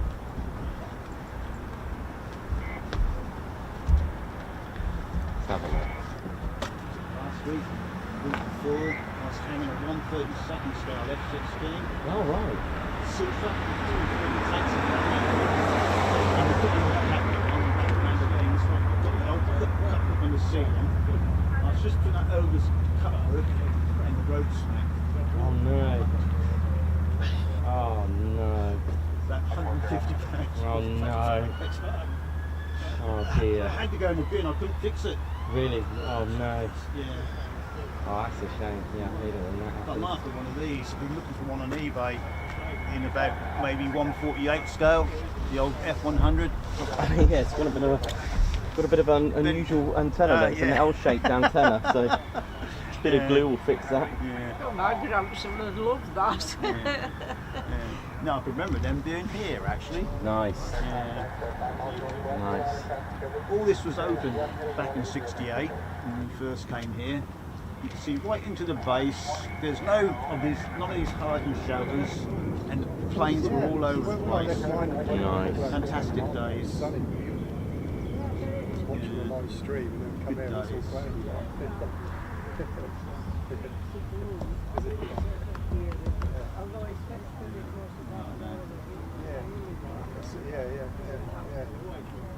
I think watching it influences me to come out. No, it's been another good day though. Yeah, it Yeah. has, hasn't it? Yeah, I've just got. Yeah, exactly, Keep saying I'm going to get a decent camera. I think it really. I did take a few clips of mine, but it doesn't focus very quick. It's hard work. Yeah. You see a lot of people on their phones, but I mean, I've got a Samsung S22. Some of these people have done it with the iPhone, they get super good. They're very good. Yeah, I know. They're very good. Yeah. That's nice they've got like a little car park. Yeah. I think I'm going to call it. That's right, years ago, yeah. Yeah, not usually this late on on Friday. There's still another 6 out there, I think. If you go on like Mildenhall, you can go in the Oh, well, I mean, I would have walked all the way. I mean, I'm only parked. Yeah.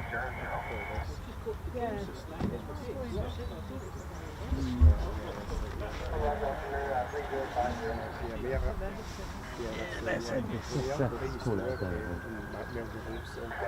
He was a civil engineer, but Yeah, like I say, I watched your stream yesterday, and it's fantastic. Yeah, it was good. Yeah. Yeah, it was good. Good again today as well. It was really nice. Really good. Yep, let's call it a day, Ted. Right, let's. Right, we're about to end the show.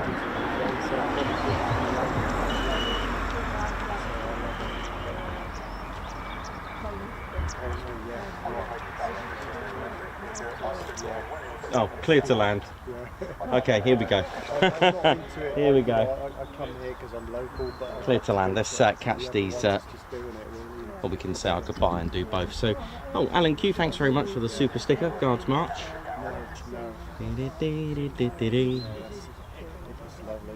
So, hope you've enjoyed today.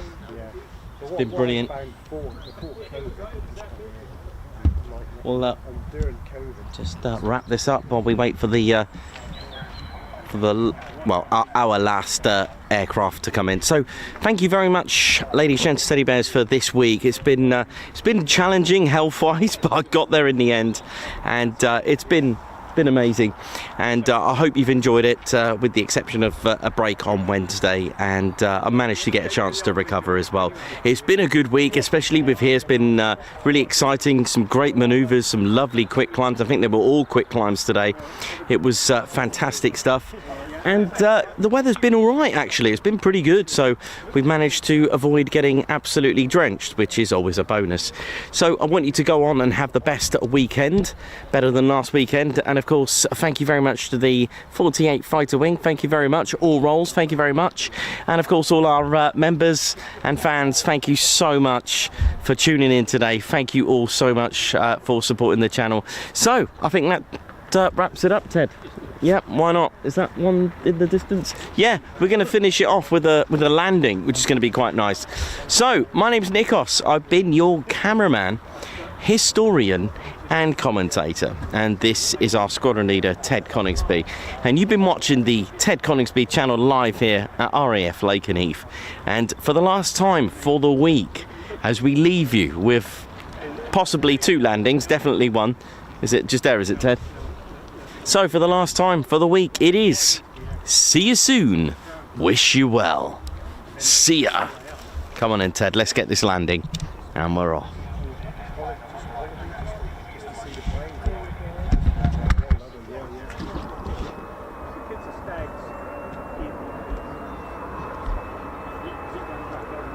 Be a nice way to end it. And yeah, massive thank you to everyone who supported us this week. And always, I mean, amazing milestones. 36 months from Steve as well. Amazing.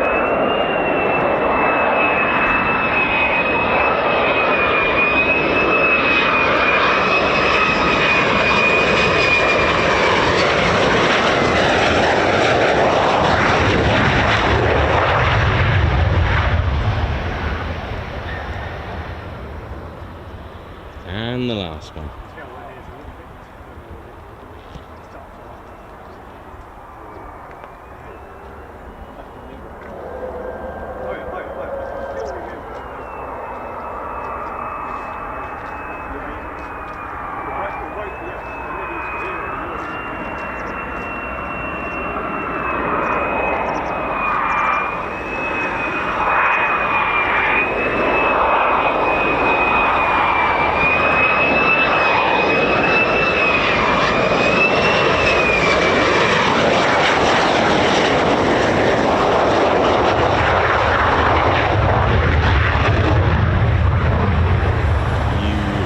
Take care, everyone. Have a great weekend. See ya.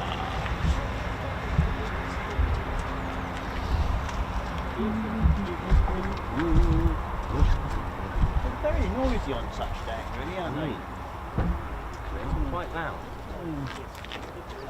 How you doing? All right? Just want to say hello. Hiya, you all right? Yeah, great channel, mate. Good, That's the reason I come down today. I live fairly local, but Oh, do you? yeah, so I had it on this morning, and yeah, nice one.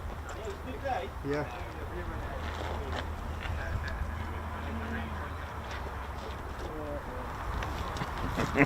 Oh yeah, ladies, sheds and teddy bears, welcome to the Ted Coningsby channel membership. I'm Nikos, I'm your cameraman and commentator.